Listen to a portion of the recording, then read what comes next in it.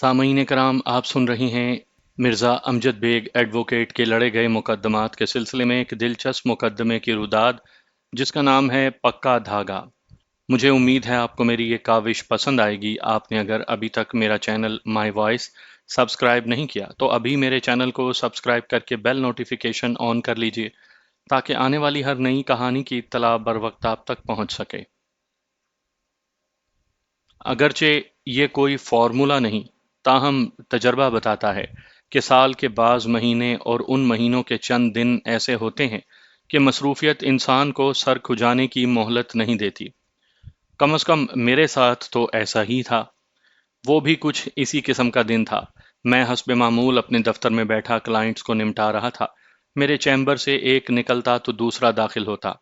मैं अदालती बखेड़ों से फारिग होने के बाद लंच करता था और उसके बाद अपने दफ्तर में आकर बैठ जाता था, जो सिटी कोर्ट के नज़दीक ही एक मल्टी स्टोरी बिल्डिंग में वाक़या था। मज़कूरा बिल्डिंग में ज़्यादातर वकला ही के दफातर हैं। मैं अमूमन रात 9 बजे ऑफिस से उठ जाया करता हूँ, लेकिन उस रोज़ क्लाइंट्स ने कुछ ऐसी यलगार की थी कि यूं महसूस होता था कि आज की रात यहीं पर गुजरेगी। लगभग 8:30 बजे मैंने अपनी सेक्रेटरी को इंटरकॉम किया। हेलो आमना, लॉबी की क्या सूरत हाल है? मैंने हाल ही में आमना को अपॉइंट किया था। लॉबी से मेरे मुराद ऑफिस का वो हिस्सा था जहां क्लाइंट्स बैठकर अपनी बारी का इंतज़ार करते थे। आमना ने बताया, सर 5 मेल और एक फ़ीमेल मौजूद है। ओके। मैंने सुख की सांस खारिज करते हुए रिसीवर क्रैडल कर दिया। 5 और एक 6 क्लाइंट्स को निपटाने के में कम अज़ कम 1 घंटा तो लगना ही था। लिहाजा ये बात तय थी कि आज आध पौन घंटे की ताख़ीर हो जाएगी। मैं अल्लाह का नाम लेकर शुरू हो गया। मेरे चैम्बर में सबसे आखिर में जो क्लाइंट दाखिल हुआ वो वही फ़ीमेल थी जिसके बारे में मुझे आमना बता चुकी थी। मैंने पेशा वाराना मुस्कुराहट से उस खातून का इस्तकबाल किया और उसे बैठने के लिए कहा। वो शुक्रिया अदा करते हुए एक कुर्सी खींच कर बैठ गई। उसने रस्मी अलैक सलैक के दौरान में अपना नाम सुल्ताना बताया। वो एक पुरकशिश और खुश शक्ल औरत थी। उसकी उम्र का अंदाज़ा मैंने 30 के आसपास कायम किया, जो बाद अज़ां दुरुस्त साबित नहीं हुआ। वो जिंदगी की 42 बहारें देख चुकी थी। बड़ी सदाबहार जवानी थी उसकी। मैंने दीवार गिर क्लॉक पर निगाह डाली जो 9:30 का वक्त बता रहा था। मैं अपने टारगेट से थोड़ा पीछे था। अब तक मुझे तमाम क्लाइंट्स को निपटा देना चाहिए था। बहरहाल मैंने सुल्ताना की तरफ देखते हुए नहायत ही शाइस्ता अंदाज में पूछा, जी फरमाएं, मैं आपकी क्या खिदमत कर सकता हूँ? आप एक वकील की हैसियत से दफ्तर खोले बैठे हैं। वो गहरी संजीदगी से बोली, और मुझे कानूनी मदद की ज़रूरत है। मैं आपके ताउन से एक केस दायर करवाना चाहती हूँ, इसीलिए हाजिर हुई हूँ। मैं सीधा होकर बैठ गया और सवालिया अंदाज में सुल्ताना को देखते हुए पूछा, जी केस की नौइयत क्या है?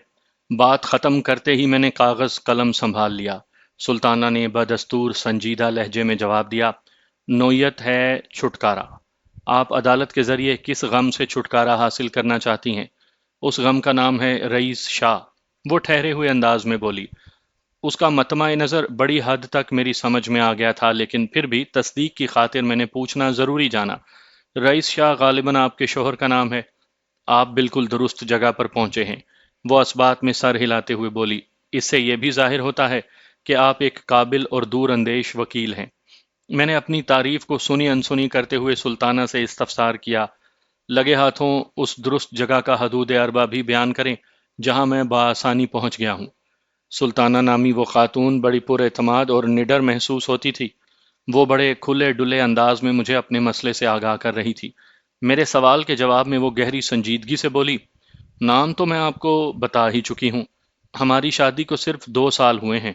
रईस शाह एक नजूमी है, जायचा वगैरह बनाकर लोगों की किस्मत का हाल बताता है।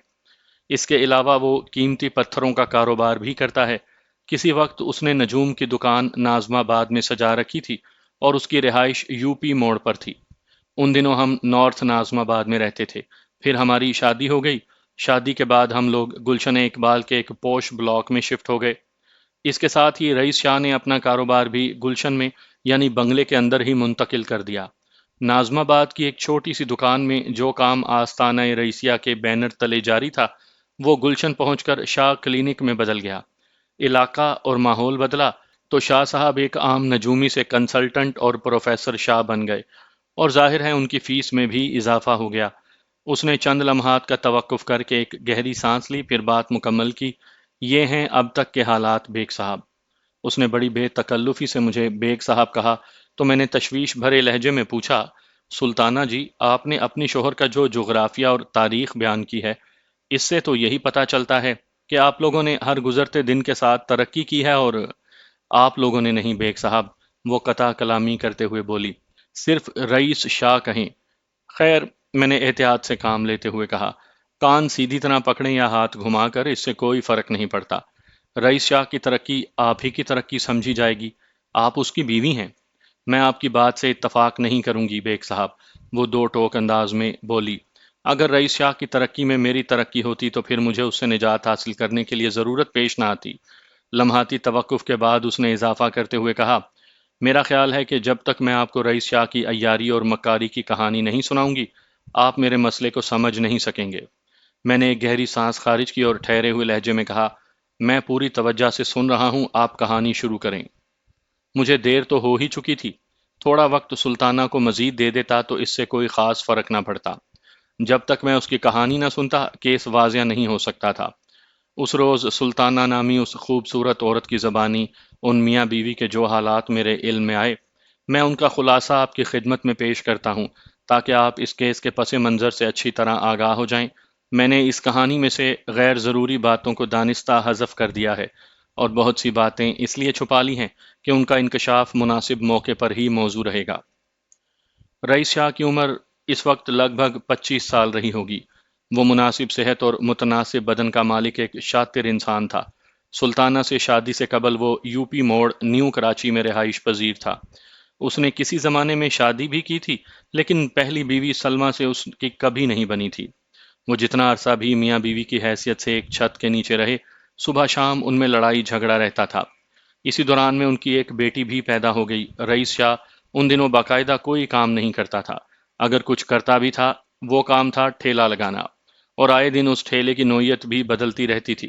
کبھی وہ سبزی کا ٹھیلا بن جاتا، کبھی چنا چاٹ کا، کبھی بریانی کا، تو کبھی بن کباب کا، اور کبھی بھوسی ٹکڑے کا۔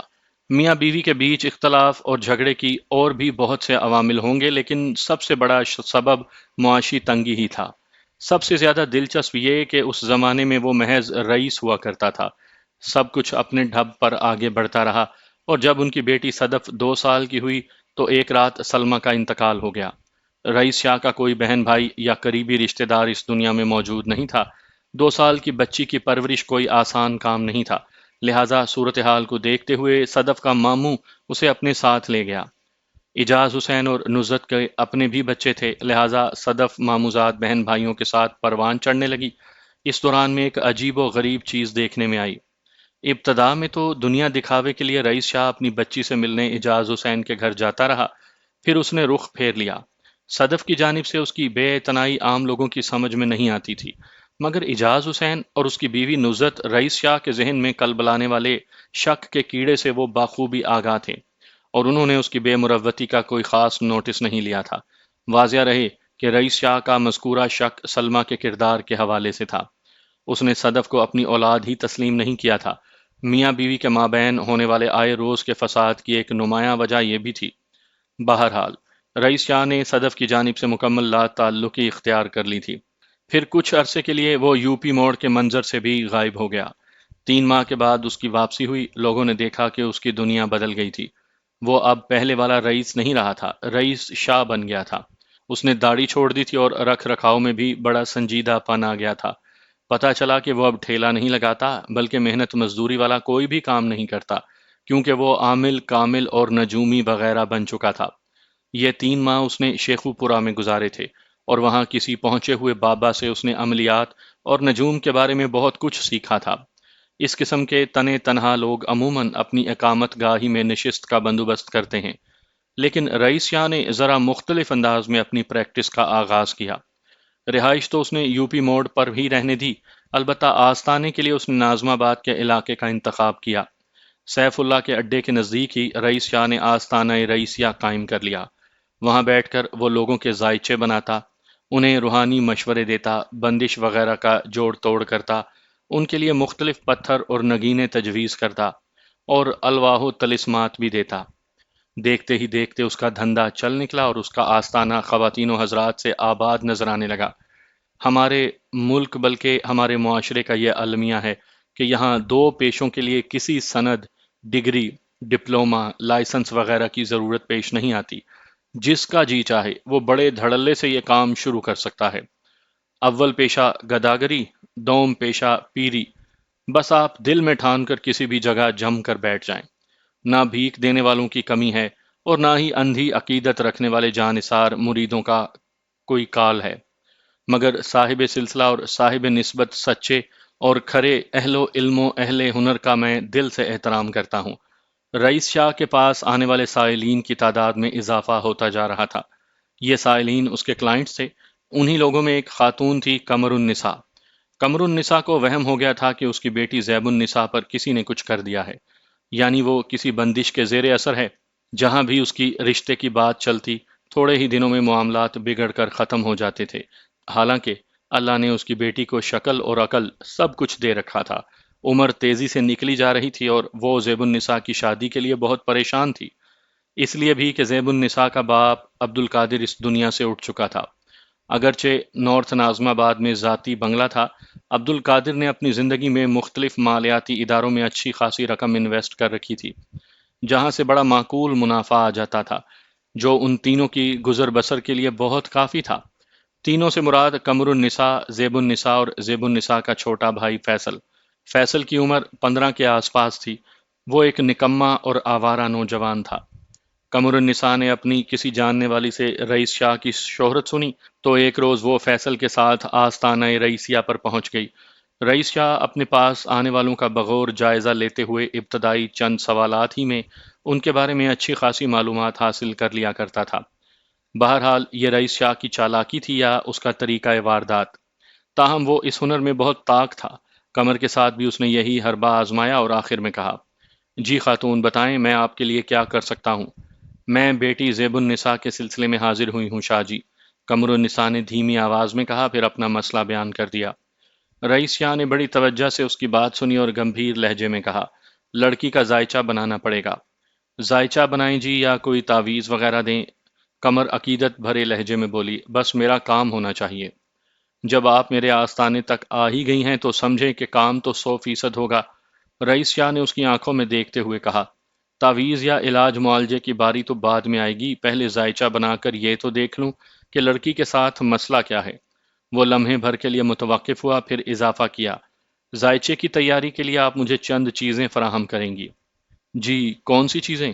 قمر نے سوالیہ نظر سے اسے دیکھا۔ وہ ٹھہرے ہوئے لہجے میں بولا، مثلاً زیب النساء کی تاریخ پیدائش، وقت پیدائش اور مقام پیدائش۔ مقام پیدائش سے میری مراد پیدائش کا ضلع وغیرہ ہے، وہ علاقہ جہاں آپ کی صاحبزادی پیدا ہوئی تھی۔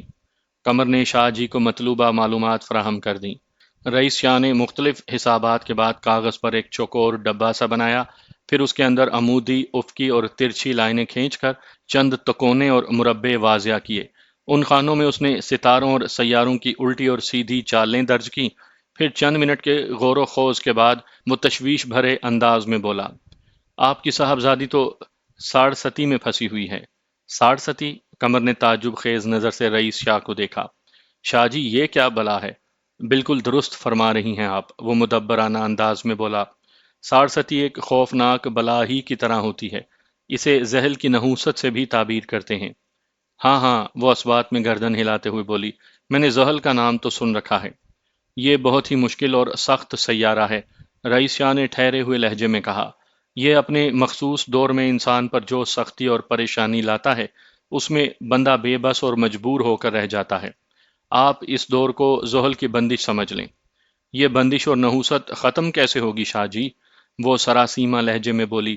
ہم کس لیے آستانہ کھولے بیٹھے ہیں؟ وہ سینہ پھولاتے ہوئے بولا، ہم آپ کی صاحبزادی کی اور آپ کی مشکل حل کر دیں گے۔ اس کے لیے مجھے کیا کرنا ہوگا؟ قمر النساء نے پوچھا۔ آپ کو بس ہماری ہدایات پر عمل کرنا ہوگا۔ جو حکم ہو شاہ جی، وہ بڑی فرما برداری سے بولی۔ رئیس شاہ کوئی حکم دینے کے بجائے زیب کے زائچے میں غرق ہو گیا۔ چند لمحات کی سوچ بچار کے بعد اس نے گمبھیر انداز میں کہا، آپ کی صاحبزادی جیسا کہ میں نے بتایا پیدائشی طور پر ساڑھستی کا شکار ہے، اور آج کل یہ منحوس زحل اس کے 7ویں گھر سے گزر رہا ہے، جو شراکت داری سے منسوب ہے، بزنس پارٹنرشپ اور لائف پارٹنرشپ وغیرہ۔ جب ہی اس کی شادی کے سلسلے میں رکاوٹیں اور پریشانیاں آ رہی ہیں۔ بہرحال وہ لمحہ بھر کے لیے متوقف ہوا، پھر اضافہ کیا، بہرحال آپ کو فکر مند ہونے کی ضرورت نہیں، میں زحل کی نحوست کو کاٹنے والی لوح آپ کو دوں گا جو آپ کی صاحبزادی کو اپنے پاس رکھنا ہوگی۔ اس کے علاوہ اسے ایک پتھر بھی پہننا ہوگا، پھر دیکھیں کمال، سب ٹھیک ہو جائے گا۔ قمر نے سکھ کی ایک گہری سانس لی، پھر تشکرانہ لہجے میں بولی، آپ نے تو میرا مسئلہ ہی حل کر دیا شاہ جی۔ شاہ جی نے لوح زحل قمر کے حوالے کی اور پوچھا، نگینہ آپ مجھ سے لیں گی یا لکھ دوں؟ آپ کسی جوہری سے خرید کر اور چاندی کی انگوٹھی میں جڑوا کر اپنی بیٹی کو پہنا دیں، اگر آپ کے پاس ہے تو آپ ہی دے دیں۔ قمر النساء نے سادہ سے لہجے میں کہا، میں کہاں مارکیٹ میں ڈھونڈتی پھروں گی، پھر مجھے پتھروں وغیرہ کی پہچان بھی نہیں۔ یہ تو آپ نے بالکل ٹھیک کہا، وہ تائیدی انداز میں گردن ہلاتے ہوئے بولا، جواہرات کی مارکیٹ میں ایک سے بڑھ کر ایک فنکار بیٹھا ہے۔ میرے عقیدت مندوں میں دو تین ایسے کاروباری افراد ہیں جو Thai land, Burma, Sri Lanka وغیرہ جاتے رہتے ہیں، میں ان سے نگینے منگوا لیتا ہوں۔ یہ اوپن مارکیٹ کی نسبت مجھے سستے بھی پڑتے ہیں، اور اس بات کا بھی اطمینان ہوتا ہے کہ مال کھرا ہے۔ قمر النساء شاہ جی کی اس تقریر دل پذیر سے بہت متاثر ہوئی اور پرس کھولتے ہوئے بڑے احترام بھرے انداز میں پوچھا، شاہ جی میں کیا پیش کروں؟ رئیس شاہ نے قمر النساء کی پیشکش کے جواب میں حساب جوڑا اور ٹھہرے ہوئے لہجے میں بولا، ذائچے کی فیس، لوح زحل اور نگینہ انگوٹھی سمیت کل ملا کر آپ 5,000 ادا کر دیں۔ قمر سوچ میں پڑ گئی، اس زمانے میں 5,000 کی رقم کوئی معنی رکھتی تھی۔ شاہ جی نے اس کے تذبذب کے پیش نظر نفسیاتی حربہ آزمایا اور قمر سے پوچھا، کیا میں نے زیادہ پیسے بتا دیے ہیں؟ نہیں، قمر نے نفی میں گردن ہلائی، یہ بات نہیں ہے شاہ جی۔ پھر آپ کے چہرے پر پریشانی اور الجھن کیوں نمودار ہوئی؟ رئیس شاہ نے قدر شاکی انداز میں کہا، 300 روپے تو میں ذائچے کی فیس لیتا ہوں، لوہے رد نحوست زحل کی قیمت 500 لگائی ہے، 4 کیرات کا نیلم میں 4,000 میں آپ کو دے رہا ہوں، 200 چاندی کی انگوٹھی کے لگائے ہیں۔ ایک خاص بات میں بتاؤں آپ کو؟ اس نے ڈرامائی انداز میں توقف کیا، پھر اپنی بات مکمل کرتے ہوئے گہری سنجیدگی سے کہا، جو نیلم میں آپ کو دوں گا نا، اس کا رنگ مور کی گردن جیسا نیلا ہے اور دانہ بھی بالکل شفاف ہوگا۔ نیلم کی یہ قسم سب سے زیادہ قیمتی اور نایاب سمجھی جاتی ہے۔ بازار میں اس کی قیمت 2,500 روپے کیرات سے شروع ہو کر 10,000 روپے کیرات تک جاتی ہے، اور جہاں تک لوح کا تعلق ہے تو وہ ایک مرتبہ پھر ٹھہرا اور زیر لب مسکراتے ہوئے بولا، خاتون آپ کو یہ سن کر بڑی حیرت ہوگی کہ یہ لوح بنانے کے لیے برسوں موقع کا انتظار کرنا پڑتا ہے۔ زحل کو جب شرف ہوتا ہے یا جب یہ اوج پر ہوتا ہے تو مخصوص تاریخوں کے مقررہ اوقات میں یہ لوح بڑی احتیاط سے تیار کی جاتی ہے۔ شاہ جی مجھے آپ پر مکمل بھروسہ ہے۔ اس کے خاموش ہونے پر قمر النساء نے وضاحتی انداز میں کہا، آپ مجھے غلط نہ سمجھیں، جب مجھ پر بھروسہ ہے تو پھر ہچکچاہٹ کیسی؟ وہ دراصل میں اس لیے گڑبڑا گئی تھی کہ اس وقت میرے پرس میں کوئی 3,000 روپے رکھے ہوں گے، تو اس میں پریشانی والی کون سی بات ہے؟ ایسے مواقع پر رئیس شاہ بڑی خوبصورتی سے کھیلتا تھا، ادھار کرنا تو اس نے سیکھا ہی نہیں تھا۔ ٹھہرے ہوئے لہجے میں اس نے کہا، انگوٹھی کی تیاری میں تو ویسے بھی 2-3 دن لگ ہی جائیں گے، آپ ابھی لوہے زحل لے جائیں اور انگوٹھی کا سائز دے جائیں، جب آپ دوبارہ آئیں گی تو باقی کی رقم ادا کر کے نیلم کی انگوٹھی لے جائیے گا۔ شکریہ شاہ جی، وہ ایک آسودہ سانس خارج کرتے ہوئے بولی، آپ نے تو میرے ذہن کا بوجھ ہلکا کر دیا۔ رئیس شاہ نے زبان سے کچھ نہ کہا، یک ٹک حریصانہ نظر سے قمر کے پرس کو دیکھتا چلا گیا۔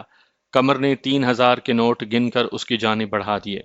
شاہ جی نے رقم وصول کرتے ہوئے رسمن پوچھ لیا، واپسی کا کرایہ تو ہے نا آپ کے پاس؟ چاہیں تو ان میں سے کچھ رکھ لیں، جب دوبارہ آئیں گی تو دے دیجیے گا۔ میرے پرس میں 300-400 روپے رکھے ہیں، قمر نے جواب دیا، پریشانی والی کوئی بات نہیں۔ ایک لمحے کے توقف کے بعد اس نے اضافہ کرتے ہوئے کہا، شاہ جی ذرا میرے بیٹے کا حساب بھی تو لگائیں۔ اس کا اشارہ ساتھ آئے ہوئے فیصل کی طرف تھا۔ برخوردار کا حساب میں لگا چکا ہوں، رئیس شاہ نے ٹھوس لہجے میں کہا۔ جی؟ وہ سوالیہ نظر سے شاہ جی کو تکنے لگی۔ جب یہ نوجوان میرے آستانے میں داخل ہوا تھا تو اس پر پڑنے والی پہلی نظر ہی سے میں نے اندازہ لگا لیا تھا کہ یہ سحری اثرات میں گرفتار ہے۔ آپ بالکل ٹھیک کہہ رہے ہیں شاہ جی، وہ پرزور تائید کرتے ہوئے بولی، یہ 2-3 سال پہلے تک ایسا نہیں تھا۔ زیادہ خرابی 1 سال پہلے شروع ہوئی ہے۔ تعلیم کو خیر بات کہہ چکا ہے اور سارا دن آوارہ گردی میں گزارتا ہے۔ کوئی چھوٹے سے کام بھی بول دو تو چڑ جاتا ہے۔ زیب سے بھی دن رات اس کا جھگڑا ہوتا رہتا ہے۔ سمجھ میں نہیں آتا کہ میرے گھر کو کس کی نظر لگ گئی ہے۔ ایک قریبی رشتہ دار کی، رئیس شاہ نے بڑے شاطرانہ انداز میں کہا، اور وہ ایک عورت ہے۔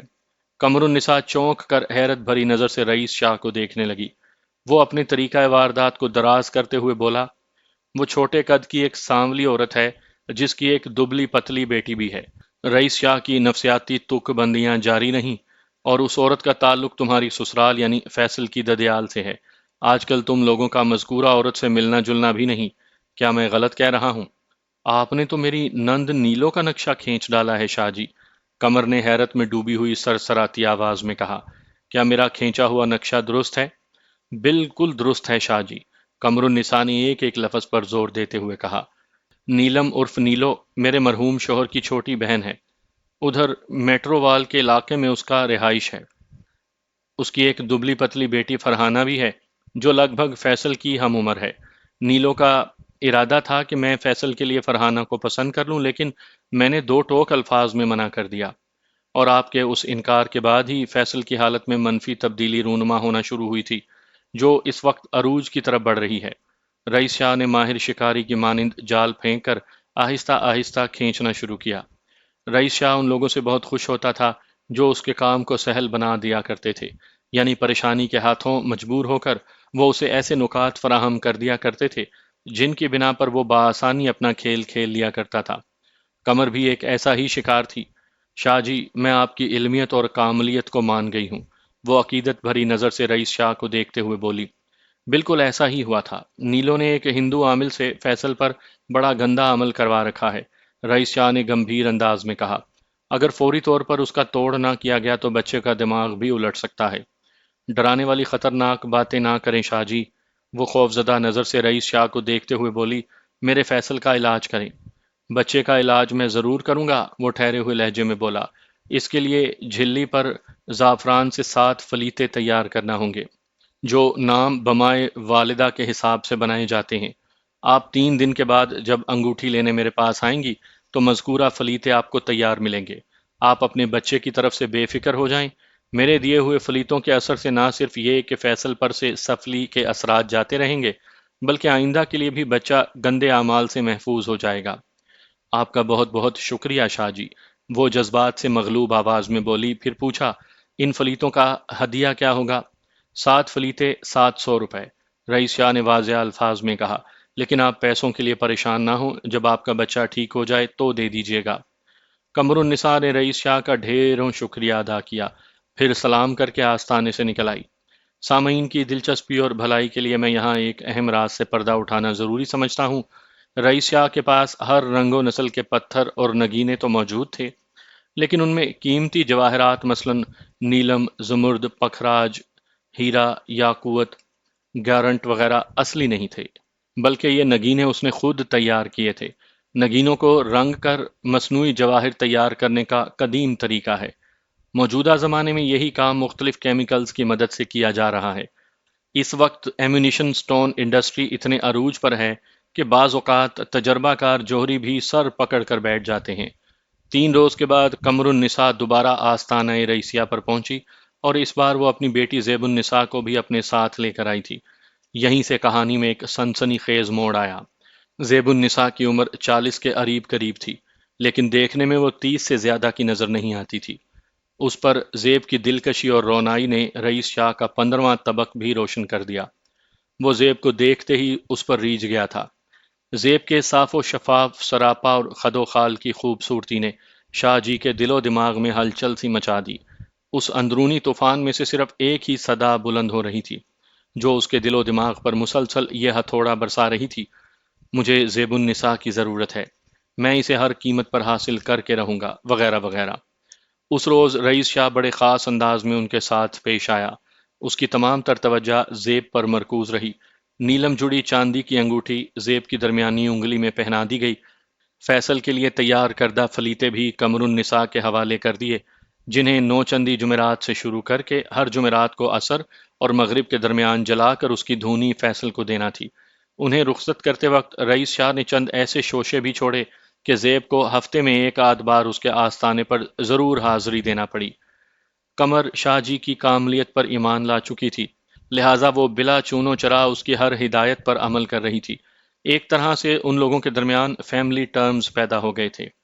رئیس شاہ نے قمر النساء کے گھر میں سیندھ لگانے کے لیے ایسا طریقہ اختیار کیا کہ اس کے گھر پر بھی نادیدہ اثرات کا پتہ چلا لیا۔ یہ شاہ جی کی خوش قسمتی تھی یا قمر کی بد قسمتی کہ اس دوران میں رئیس شاہ کے مشوروں کی خاطر خواہ اثرات بھی مرتب ہونے لگے۔ فیصل کے جنون اور چڑچڑے پن میں نمایاں کمی واقع ہوئی تھی، اور ایک دو جگہوں پر زیب کے رشتے کی دوبارہ بات بھی چلی تھی، لیکن شاہ جی نے علم نجوم کی روشنی میں ان رشتوں کو زیب کے لیے نامناسب قرار دے کر مسترد کر دیا۔ قمر کے گھر کو نادیدہ اثرات سے پاک کرنے کے لیے شاہ جی نے ان کے گھر میں آمد و رفت بھی شروع کر دی تھی۔ اس طرح اسے زیب کے مزید قریب رہنے کا موقع مل رہا تھا۔ قمر اس بات پر بڑا فخر محسوس کر رہی تھی کہ جس شخص سے ملاقات کی خاطر لوگ اس کے آستانے پر قطار لگاتے ہیں، وہ خود چل کر ان کے گھر آتا ہے۔ نیت کا احوال تو صرف خدا ہی کو معلوم ہوتا ہے۔ قمر کے وہم و گمان میں بھی نہیں آ سکتا تھا کہ شاہ جی تو اس کی خوبصورت بیٹی پر نیت لگائے رال ٹپکا رہا تھا۔ قمر کا تو یہ حال تھا کہ اگر رئیس شاہ رات کو دن اور دن کو رات کہے تو وہ ماننے کو تیار تھی۔ ذہین اور عقل مند خواتین کی میں بات نہیں کر رہا، تاہم یہ بات عمومی طور پر دیکھنے میں آئی ہے کہ مردوں کی بنسبت عورتیں زیادہ آسانی اور فراوانی کے ساتھ رئیس شاہ جیسے لوگوں کے چنگل میں پھنس جاتی ہیں۔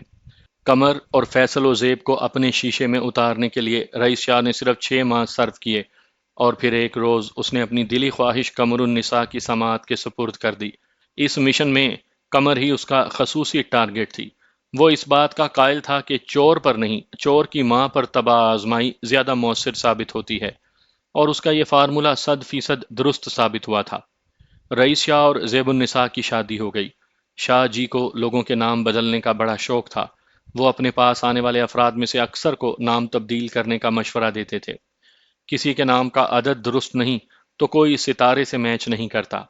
الغرض وہ لگ بھگ 25% کلائنٹس کو نام بدلنے پر زور دیتے تھے، اور ان کے نام بھی تجویز کرتے تھے۔ انہی 25% افراد میں زیب النساء بھی شامل تھی۔ شادی سے چند روز پہلے ہی رئیس شاہ نے اس کا نام سلطانہ رکھ دیا تھا۔ جی ہاں، وہی سلطانہ جو اس وقت میرے سامنے بیٹھی تھی۔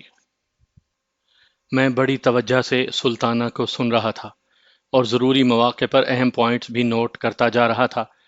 وہ چند لمحات تک بڑی گہری نظر سے مجھے دیکھتی رہی، پھر ٹھہرے ہوئے لہجے میں بولی، بیگ صاحب، کسی انسان کی اصلیت اس وقت کھل کر سامنے آتی ہے جب براہ راست آپ کا اس سے واسطہ پڑتا ہے، جب اسے پرکھنے اور برتنے کا موقع ملتا ہے۔ یہ تو آپ نے بالکل ٹھیک کہا، میں نے تائیدی انداز میں گردن ہلائی۔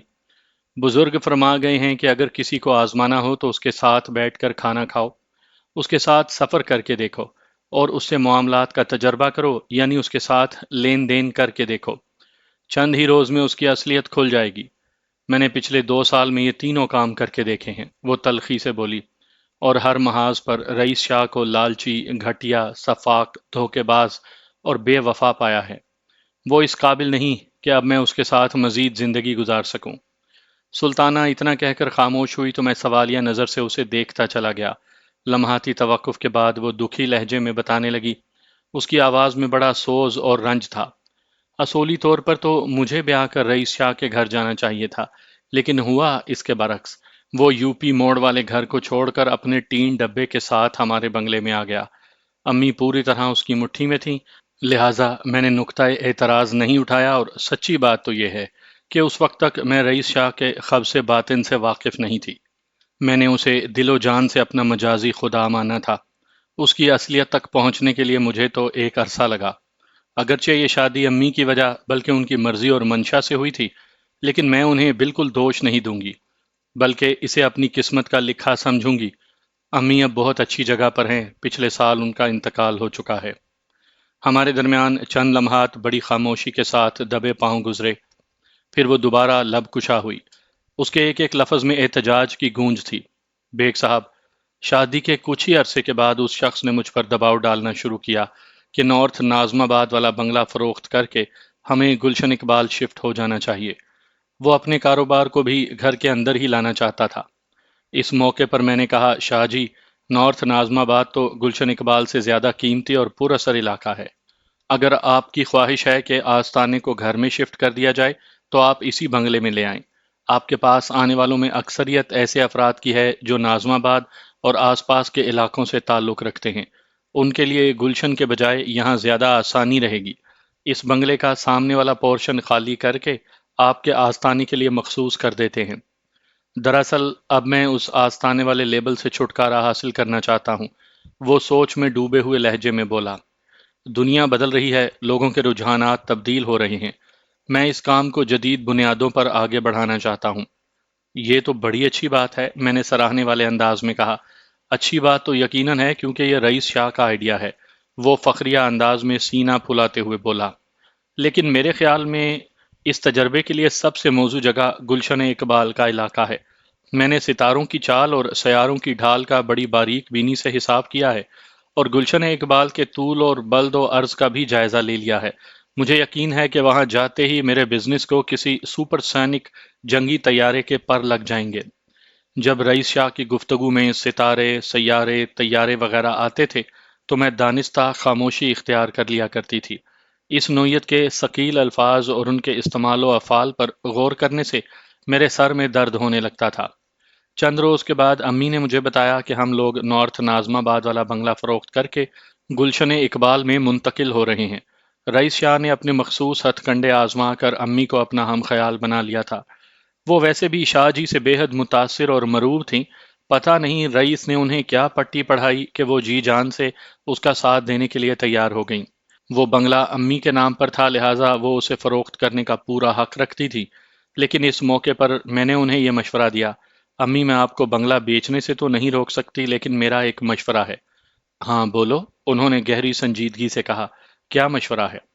جب آپ گلشن اقبال میں گھر خریدیں تو وہ بھی آپ ہی کے نام ہونا چاہیے۔ ہم انہوں نے سوچتی ہوئی نظر سے مجھے دیکھا اور پوچھا، زیب یہ بات تم کسی خاص سبب سے کہہ رہی ہو؟ سبب کا تو مجھے پتا نہیں، میں نے گول مول جواب دیا، لیکن میری چھٹی حص مجھے بار بار کہہ رہی ہے کہ اگر نیا گھر آپ کے نام نہ ہوا تو بڑی گڑبڑ ہو جائے گی۔ تم بھی شاہ جی کے ساتھ رہ کر نجومن بن گئی ہو، وہ زیر لب مسکراتے ہوئے بولی۔ بڑی بڑی پیش گوئیاں کرنے لگی ہو۔ میں جو کچھ کہہ رہی ہوں اس کا تعلق علم نجوم سے نہیں۔ پھر کس سے تعلق ہے؟ یہ میرے دل کی آواز ہے امی۔ اچھا ٹھیک ہے، میں اس معاملے کو دیکھ لوں گی، وہ تسلی آمیز انداز میں بات ختم کرتے ہوئے بولی۔ تمہیں فکر مند ہونے کی ضرورت نہیں۔ میں امی کی تسلی کے بعد بے فکر ہو گئی۔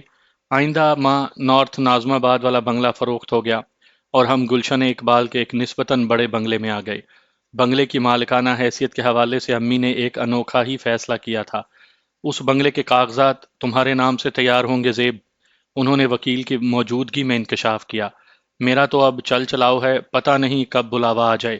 میں نے اس موقع پر امی سے لڑنے کی کوشش کی، لیکن امی بھی ضد پر اتر گئیں۔ چنانچہ میں نے ان کی عمر، مرتبے اور خواہش کے احترام میں گردن جھکا دی۔ اس طرح گلشن اقبال کے بنگلے کی بلا شرکت غیر میں مالکن بن گئی۔ بعد ازاں ایک موقع پر امی کے منہ سے روانی میں ایک بات نکل گئی جسے سن کر مجھے یقین ہو گیا کہ میری چھٹی حص غلط نہیں کہہ رہی تھی۔ رئیس شاہ کا کوئی قصہ چل رہا تھا کہ امی نے کہا، شاہ جی نے اگرچہ اپنی زبان سے تو کچھ نہیں کہا، لیکن ان کے انداز سے مجھے یوں محسوس ہوا تھا جیسے گلشن والا یہ بنگلہ وہ اپنے نام سے لینے کا ارادہ رکھتے تھے۔ جبھی میں نے یہ تمہارے نام سے خریدا ہے زیب۔ میں نے شاہ جی سے بھی وہی کہا تھا جو تم سے کہہ رہی ہوں کہ میں اب اپنی زندگی کے آخری دور سے گزر رہی ہوں۔ یہ سب دولت و جائیداد تم ہی لوگوں کی ہے، میں اس کا کیا کروں گی؟ تم بڑی ہو، مجھے یقین ہے تم سے زیادہ فیصل کا خیال اور کوئی نہیں رکھ سکتا۔ امی کا کہا سچ ثابت ہوا۔ گلشن اقبال والے بنگلے میں شفٹ ہونے کے کچھ ہی عرصے کے بعد وہ اس دنیا سے اس دنیا میں شفٹ ہو گئیں۔ رئیس شاہ کا کہا بھی درست ثابت ہوا۔ گلشن اقبال والے بنگلے میں کاروبار منتقل کرتے ہی اس پر ہن برسنے لگا، اور اس کے بھی کئی اسباب ہیں۔ وہ اب رئیس شاہ یا شاہ جی نہیں رہا، بلکہ پروفیسر شاہ بن گیا ہے۔ اس کا کاروبار آستانہ رئیسیہ سے نہیں بلکہ شاہ کلینک کے نام سے پہچانا جاتا ہے۔ اب وہ کوئی عام سا نجومی یا عامل نہیں بلکہ کنسلٹنٹ بن گیا ہے، اور اس کے اندر سب سے بڑی تبدیلی یہ آئی ہے کہ وہ انتہائی شفاق، ظالم اور کاروباری ہو گیا ہے۔ پہلے وہ غریب غربا سے تھوڑی بہت رعایت کر دیا کرتا تھا، اب ایسی کوئی کہانی نہیں۔ اس کے طلب کردہ پیسے پہلے جمع کرواؤ، پھر کام ہوگا، پیسے نہیں ہیں تو گھر جاؤ۔ یہ تو بڑی خراب بلکہ بیہودہ صورتحال ہے۔ وہ متوقف ہوئی تو میں نے متاسفانہ انداز میں کہا، واہ حیات کہیں بیگ صاحب، وہ اپنی بات کو آگے بڑھاتے ہوئے شاہ جی کے ظلم و ستم کی شرمناک داستان بیان کرنے لگی۔ میں نے خواہ ہی اس سے چھٹکارا حاصل کرنے کا فیصلہ نہیں کیا۔ پچھلے ایک سال میں نے بڑے عبرت ناک نظارے دیکھے ہیں۔ دولت کی ہوس اور امارت کی لالچ نے رئیس شاہ کو بالکل اندھا کر دیا ہے۔ وہ دونوں ہاتھوں سے اپنے کلائنٹس کو لوٹ رہا ہے۔ اپنے پاس آنے والی عورتوں کو وہ بتاتا ہے کہ ان کے شوہر بے وفائی کرتے ہیں۔ وہ انہیں نظر انداز کر کے دوسری عورتوں کے چکر میں پڑے ہیں۔ پھر وہ عورتیں اپنے شوہروں کو راہ راست پر لانے کے لیے رئیس سے الواح و طلسمات بنواتی ہیں۔ اسی طرح وہ شوہروں کے ذہنوں میں بھی مختلف رنگ و نسل کے شک کے بیج بوتا ہے۔ کسی سے کہتا ہے کہ اس کی بیوی کا کردار ٹھیک نہیں، کسی کو بتاتا ہے کہ اس کی بیوی نے اسے مٹھی میں رکھنے کے لیے کسی عامل سے الو کا گوشت دم کروا کے اسے کھلا دیا ہے۔ ساسوں کو بہوؤں کے خلاف اور بہوؤں کو ساسوں کے خلاف بھڑکاتا ہے۔ اس طرح اس کے نگینے اور الواح دھڑا دھڑ بکتے ہیں، اور ان دونوں چیزوں میں اس کی بے ایمانی میں بھی عروج کی آخری منازل کو چھو رہی ہے۔ پچھلے دنوں شرف مشتری پڑا تھا۔ مشتری کی لوح سونے کی پتر پر بنائی جاتی ہے، لیکن رئیس شاہ نے کسی سستی سی نرم دھات پر سونے کا پانی چڑھوا کر یہ الوا درجنوں کے حساب سے تیار کی تھی، جنہیں سونے کا کہہ کر اپنے کلائنٹس کو بیچا۔ اسی طرح وہ 20-30 روپے کے حساب سے خریدے ہوئے پتھروں کو ہزاروں، 500 سے کم میں تو فروخت نہیں کر رہا۔ میرے لیے سب سے زیادہ دکھ اور اذیت کی بات یہ ہے کہ بعض سادہ لو عورتیں رئیس شاہ کے مطالبے پورے کرنے کے لیے اپنے زیورات تک فروخت کر دیتی ہیں۔ ان بیچاریوں کی پہلی اور آخری تمنا یہی ہوتی ہے کہ ان کے شوہر راہ راست پر آ جائیں۔ ظلم و بربریت کی اس سے بڑی مثال اور کیا ہوگی؟ رئیس شاہ کسی انسان نما درندے سے کم نہیں بیگ صاحب۔ واقعی آپ بڑے آزمائشی حالات سے گزر رہی ہیں، میں نے افسوس بھرے انداز میں کہا۔ آپ کی روح ایک عذاب میں مبتلا ہے۔ بیگ صاحب، یہ سب تو چل ہی رہا تھا، وہ بوجھل سانس خارج کرتے ہوئے بولی۔ پچھلے دنوں رئیس شاہ کی ایک ایسی حرکت میرے علم میں آئی ہے، اور میں نے باقاعدہ اس کی تصدیق کرنے کے بعد فیصلہ کیا ہے کہ مجھے پہلی فرصت میں رئیس شاہ کو اپنی زندگی سے نکال کر پھینک دینا چاہیے۔ کون سی حرکت؟ میں نے چونک کر اس کی طرف دیکھا۔ رئیس شاہ دوسری شادی کی پلاننگ کر رہا ہے، اس نے انکشاف انگیز لہجے میں بتایا۔ بے ساختہ میرے منہ سے نکلا، کیا کوئی موٹی مرغی اس کے جال میں آ گئی ہے؟ بیگ صاحب، سلطانہ نے حیرت بھری نظر سے مجھے دیکھا اور بولی، کیا آپ بھی علم نجوم میں مہارت رکھتے ہیں؟ نہیں، ایسی تو کوئی بات نہیں، میں نے الجھن زدہ انداز میں کہا۔ پھر آپ کو موٹی مرغی کے بارے میں کیسے پتا چلا؟ میرا اندازہ سمجھ لیں، میں نے کہا۔ آپ کا اندازہ زبردست ہے، وہ جوش بھرے انداز میں بتانے لگی۔ وہ مرغی جسامت میں تو بڑی ڈیشنگ اور سمارٹ ہے، لیکن دولت کے لحاظ سے آپ اسے موٹا کہہ سکتے ہیں۔ اس مرغی کا کوئی نام تو ہوگا، میں نے دلچسپی لیتے ہوئے سوال کیا۔ نام اس کا پیدائشی تو ماں جبیں تھا، سلطانہ نے زہریلے انداز میں بتایا، مگر یہ تجربے کی بات ہے کہ رئیس شاہ کے قریب آنے والے سب سے پہلے اپنے نام سے محروم ہو جاتے ہیں۔ اب وہ ماں جبیں روبی بن چکی ہے۔ رئیس نے اسے احساس دلا دیا ہے کہ وہ ایک قیمتی یاقوت ہے، لہٰذا اس کا نام روبی ہونا چاہیے۔ لمحاتی توقف کر کے اس نے ایک بوجھل سانس خارج کی، پھر سلسلہ کلام کو جاری رکھتے ہوئے بتانے لگی، روبی ہاکی اسٹیڈیم کے نزدیک ہی کھڈا مارکیٹ میں ایک بڑا بیوٹی پارلر چلاتی ہے۔ اس کی رہائش فیز 5 کے ایک لگژری بنگلے میں ہے۔ یہ عورت متعلقہ اور خود مختار ہے۔ مال و دولت کی اس کے پاس کوئی کمی نہیں۔ آج کل روبی رئیس شاہ کی مٹھی میں ہے، عنقریب وہ شادی کرنے والے ہیں۔ یہ ساری معلومات آپ تک کیسے پہنچی؟ اس کے خاموش ہونے پر میں نے پوچھا۔ رئیس شاہ کا ایک سابق دوست ریاست علی ہے، اس نے بتایا۔ سابق دوست؟ میں نے سوالیہ انداز میں اس کی طرف دیکھا۔ ریاست علی کی لیاقت آباد کی صرافہ مارکیٹ میں پتھروں اور نگینوں کی بہت بڑی دکان ہے، وہ وضاحت کرتے ہوئے بولی۔ کسی زمانے میں رئیس شاہ ریاست سے نگینے خریدا کرتا تھا، اور اپنے کلائنٹس کو بھی پتھروں کی خریداری کے لیے ریاست ہی کے پاس بھیجا کرتا۔ دونوں میں گہری دوستی تھی اور ریاست اکثر ہمارے گھر بھی آیا کرتا تھا، لیکن جب سے ہم گلشن اقبال میں شفٹ ہوئے ہیں، رئیس شاہ پروفیسر شاہ بن گیا ہے اور اس نے پرانے دوستوں سے بھی جان چھڑا لی ہے۔ ریاست علی بھی انہی میں سے ایک ہے۔ نگینوں کے معاملات پر تو ان دونوں کے بیچ باقاعدہ جھگڑا بھی ہوا تھا۔ وہ تھوڑی دیر کے لیے رکی، ایک افسردہ سی سانس خارج کی، پھر اضافہ کرتے ہوئے بتانے لگی، پچھلے دنوں ریاست نے فون کر کے مجھے رئیس شاہ کے نئے لچھنوں کے بارے میں بتایا ہے۔ چونکہ میں رئیس شاہ کی رگ رگ سے واقف ہوں، اس لیے مجھے ریاست کی اطلاع پر اسی وقت یقین آ گیا تھا، لیکن میں نے پھر بھی تصدیق ضروری جانی۔ ریاست کی ہدایات اور اہم کردہ معلومات کی روشنی میں جب میں نے خفیہ انداز میں تحقیق کی تو اس اطلاع کو درست پایا۔ رئیس شاہ واقعی روبی سے شادی کرنے والا ہے۔ کیا آپ اپنی شوہر سے صرف اس لیے چھٹکارا حاصل کرنا چاہتی ہیں کہ وہ روبی سے شادی کرنے جا رہا ہے؟ اس کے خاموش ہونے پر میں نے سوال کیا۔ بنیادی وجہ تو وہی ہے جو میں آپ کو بتا چکی ہوں۔ رئیس شاہ اپنی فطرت، مزاج اور سوچ کے مطابق کسی جنگلی درندے سے کم نہیں۔ وہ ٹھہرے ہوئے لہجے میں بولی، اس کماش کے آدمی کے ساتھ زندگی گزارنا کسی جہنم میں سانس لینے کے مترادف ہے۔ پچھلے 6 ماہ سے ہمارے درمیان ایک خاموش اعصابی جنگ جاری ہے، اور جہاں تک روبی سے رئیس کی شادی کا سوال ہے تو… وہ چند لمحات کی خاموشی کے بعد ایک تھکی ہوئی سانس خارج کرتے ہوئے بولی، مجھے اس بات سے قطعاً کوئی پریشانی نہیں کہ وہ روبی سے شادی کرتا ہے یا زمرد سے یا پکھراج سے۔ میں اس امر کے لیے متفکر ہوں کہ وہ مجھے چھوڑ کر دوسری شادی کرنا چاہتا ہے تو کر لے۔ آپ کو چھوڑ کر کیا مطلب؟ میں نے پوچھا۔ روبی نے شرط عائد کی ہے کہ رئیس مجھے فارغ کرنے کے بعد اسے اپنائے گا۔ پچھلے چند دنوں سے رئیس کا رویہ بھی یہی پیغام دے رہا ہے کہ وہ مجھے چھوڑ کر آگے بڑھ جائے گا۔ ہماری شادی کو 2 سال ہو گئے ہیں اور ہماری کوئی اولاد بھی نہیں۔ دوسری شادی کے حوالے سے اگر دیکھا جائے تو یہ محرومی میرے لیے مائنس اور رئیس کے لیے پلس پوائنٹ ہے۔ اس سے پہلے کہ وہ مجھے فارغ کر دے، میں اس سے چھٹکارا حاصل کرنا چاہتی ہوں۔ مجھے کسی بھی قیمت پر طلاق کا توق گلے میں نہیں لٹکانا۔ ادھر آپ نے میری جانب سے خلا کا کیس عدالت میں دائر کیا، ادھر میں بحکم عدالت دھکے مار کر رئیس شاہ کو اپنے بنگلے سے باہر نکال دوں گی۔ جب کیس عدالت میں ہوگا تو رئیس کو ایک شوہر کی موجودگی میں میرے ساتھ رہنے کا حق بھی نہیں ہوگا۔ اب یہ آپ پر منحصر ہے کہ آپ کتنا زبردست بندوبست کرتے ہیں۔ وہ لمحے بھر کے لیے متوقف ہوئی، پھر نفرت بھرے انداز میں بولی، میں چاہتی ہوں جب رئیس شاہ روبی سے شادی کرے تو اس کا اسٹیٹس ایک ٹھکرائے ہوئے، گھر سے بے دخل، بلکہ زندگی سے بے دخل کیے ہوئے شوہر کا ہو۔ ایسا ہو جائے گا، میں نے تیقن سے کہا۔ میں عدالت کی طرف سے ایسا کامل بندوبست کروا دوں گا کہ رئیس شاہ کو خلا کے پیپرز کے ساتھ ہی گھر سے بے دخلی کا نوٹس بھی ملے گا۔ پہلے اسے گھر چھوڑنا ہوگا، اس کے بعد عدالت میں پیش ہو کر آپ کو بھی آزاد کرنا ہوگا۔ اگر ایسا ہو جائے تو میرے کلیجے میں ٹھنڈ پڑ جائے گی بیگ صاحب۔ اس معاملے کے لیے آپ بے فکر ہو جائیں، میں نے ٹھوس لہجے میں کہا، لیکن خلا کے حوالے سے آپ کو چند اہم باتیں اپنے ذہن میں رکھنا ہوں گی۔ اس نے گہری سنجیدگی سے مجھے دیکھا اور پوچھا، مثلاً کون سی باتیں؟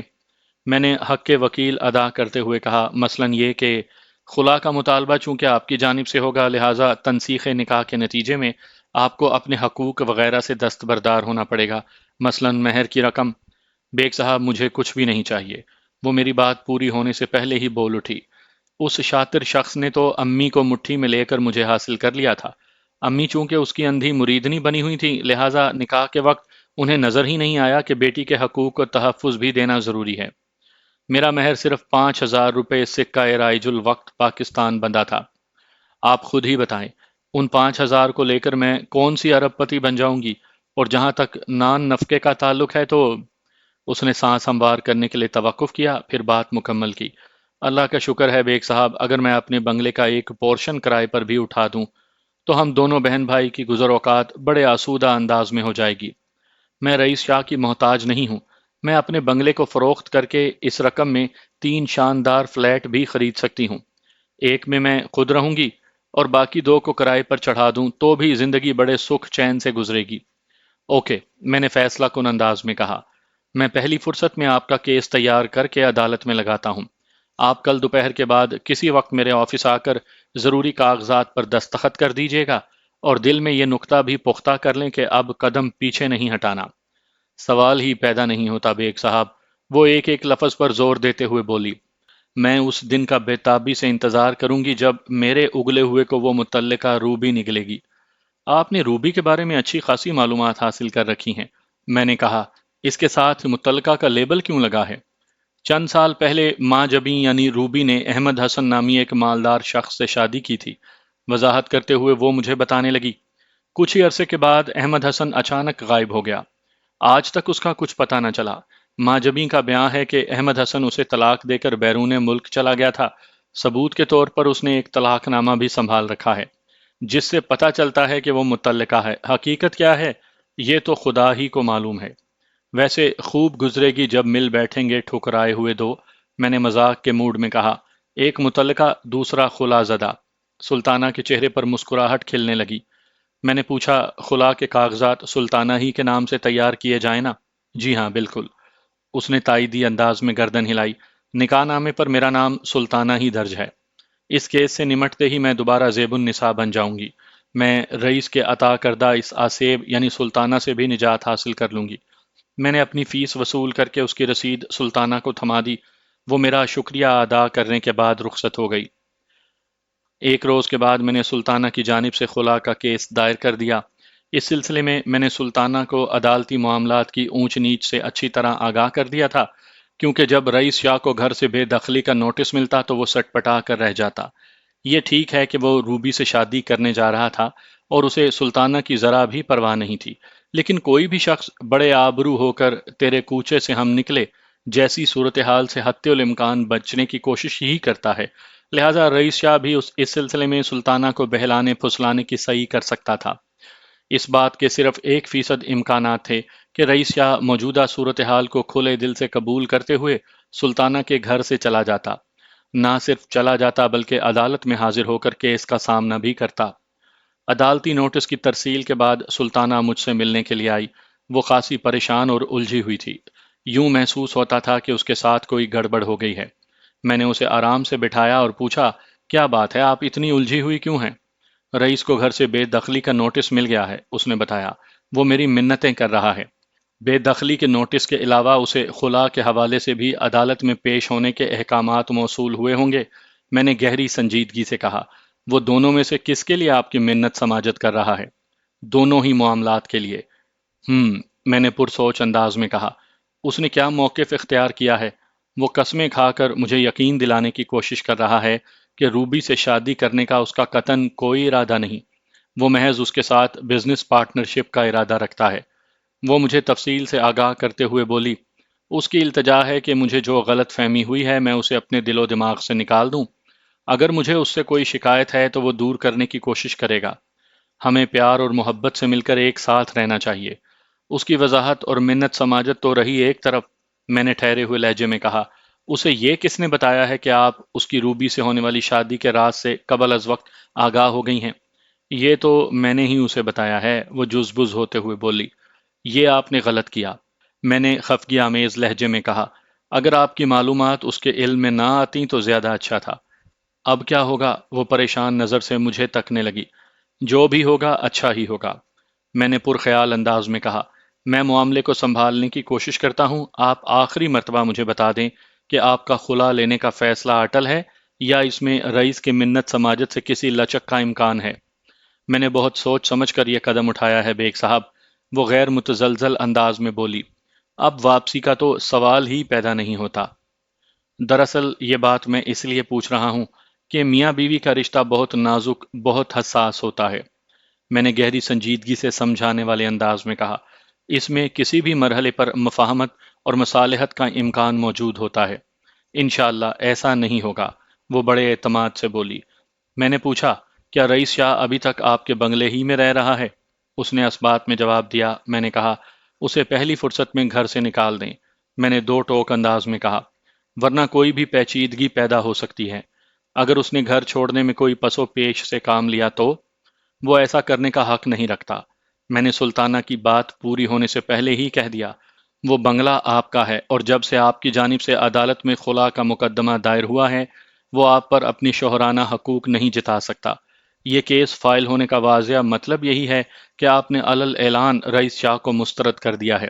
آپ دونوں کے ازدواجی معاملات کا فیصلہ اب عدالت ہی کرے گی، اور اس فیصلے تک رئیس شاہ کو آپ سے دور رہنا ہوگا۔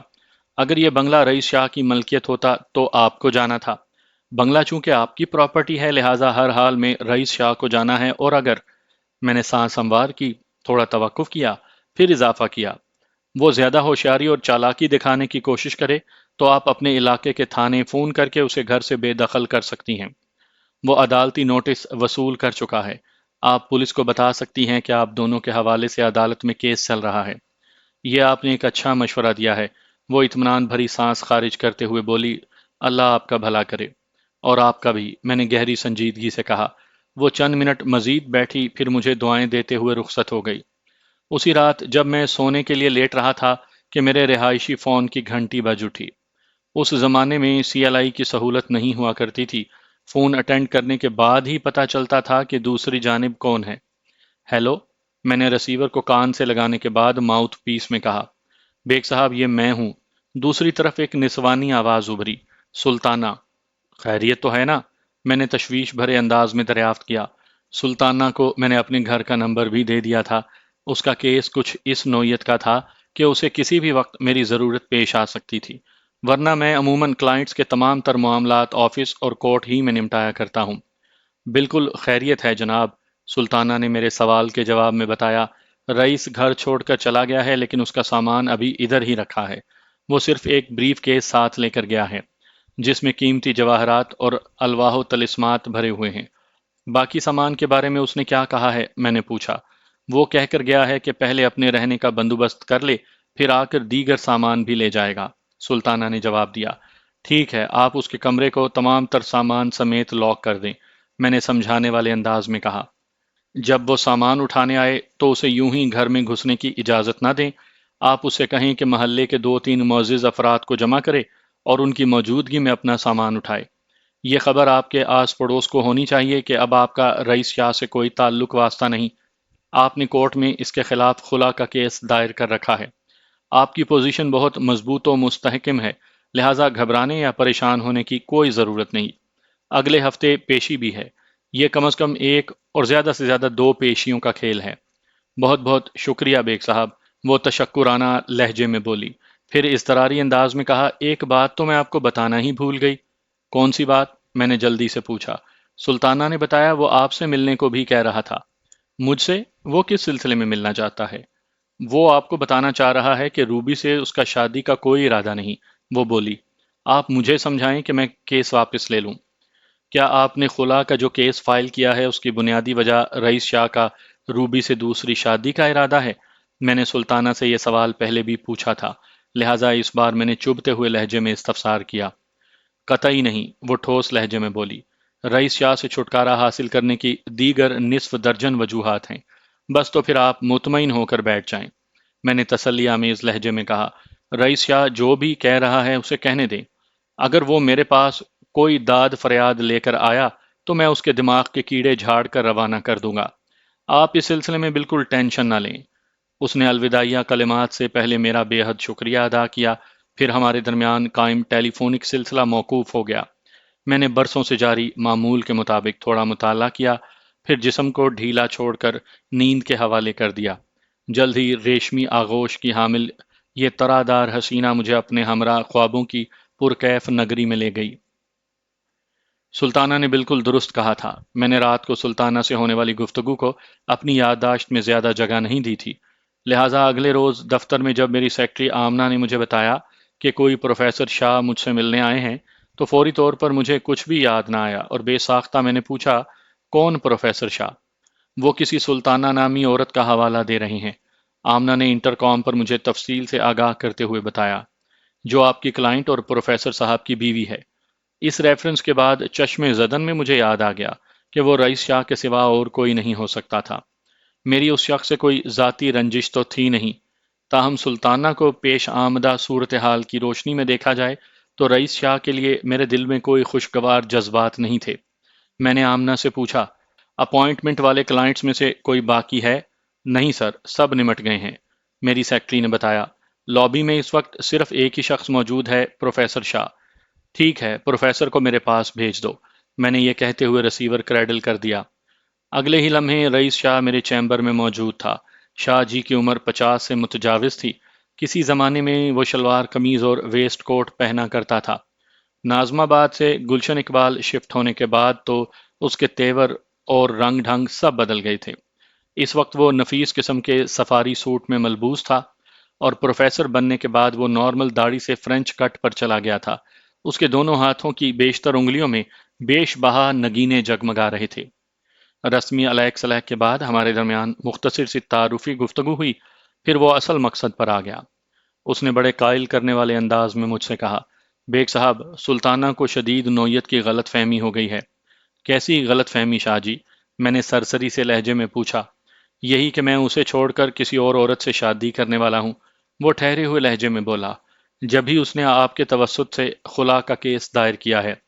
وہ پبلک ڈیلنگ کا آدمی تھا، لہٰذا بڑے طریقے سلیقے سے بات کرنے کا ہنر بھی جانتا تھا۔ میں نے انجانے پن سے پوچھ لیا، تو کیا آپ روبی نامی کسی عورت سے شادی کا ارادہ نہیں رکھتے؟ بالکل نہیں بیگ صاحب، وہ بڑی شدت سے نفی میں گردن ہلاتے ہوئے بولا، اور یہی سلطانہ کی غلط فہمی ہے۔ روبی کے ساتھ تو میں پارٹنرشپ میں اپنے بزنس کو آگے بڑھانے کا ارادہ رکھتا ہوں۔ رئیس شاہ کی بزنس پارٹنرشپ کے حوالے سے سلطانہ نے بھی مجھے بتایا تھا۔ اپنی دلچسپی کی خاطر میں نے پوچھ لیا، اس بزنس کے بارے میں آپ مجھے کچھ بتائیں گے؟ کیوں نہیں جناب، وہ جلدی سے بولا۔ آپ کو بتانا اس لیے بھی ضروری ہے تاکہ آپ اپنی موکلہ کو زیادہ بہتر انداز میں صورتحال کی نزاکت سے آگاہ کر سکیں۔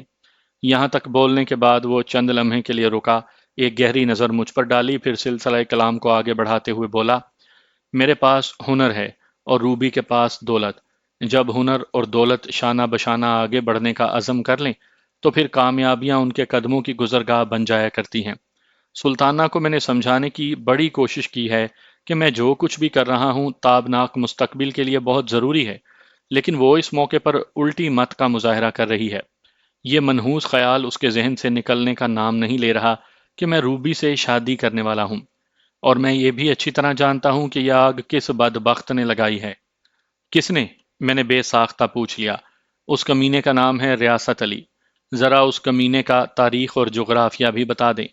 سب کچھ جاننے کے باوجود بھی تھوڑی دیر کے لیے میں انجان بن گیا، حالانکہ سلطانہ کی زبانی ریاست علی نگینہ فروش کے تمام تر کوائف مجھ تک پہنچ چکے تھے۔ رئیس شاہ نے اپنے اس سابق دوست کے بارے میں بڑے کڑوے انداز میں مختصراً مجھے بتایا، پھر کہا، سلطانہ آج کل اس شخص کے ہاتھ میں کھلونا بنی ہوئی ہے۔ اگر واقعی ایسا ہے تو پھر آپ کی بیوی بہت غلط کر رہی ہے، میں نے اس بات میں رئیس شاہ کی حمایت میں کہا۔ کسی کی باتوں میں آ کر اپنے گھر کو آگ لگانا دانشمندی نہیں، یہ نکتہ آپ سلطانہ کو سمجھائیں نا، وہ دوستانہ انداز میں بولا۔ بیگ صاحب، اگر آپ یہ کام کر دیں تو مجھ پر بڑا احسان ہوگا، میرا گھر برباد ہونے سے بچ جائے گا اور اللہ آپ کو اس نیکی کا اجر بھی دے گا، بلکہ… وہ رکا، معنی خیز انداز میں مجھے دیکھا اور آواز دبا کر بولا، میں بھی آپ کی ہر خدمت کے لیے تیار ہوں۔ میں نے رئیس شاہ کو یہی تاثر دیا کہ میں اس کی باتوں سے اتفاق کرتا ہوں۔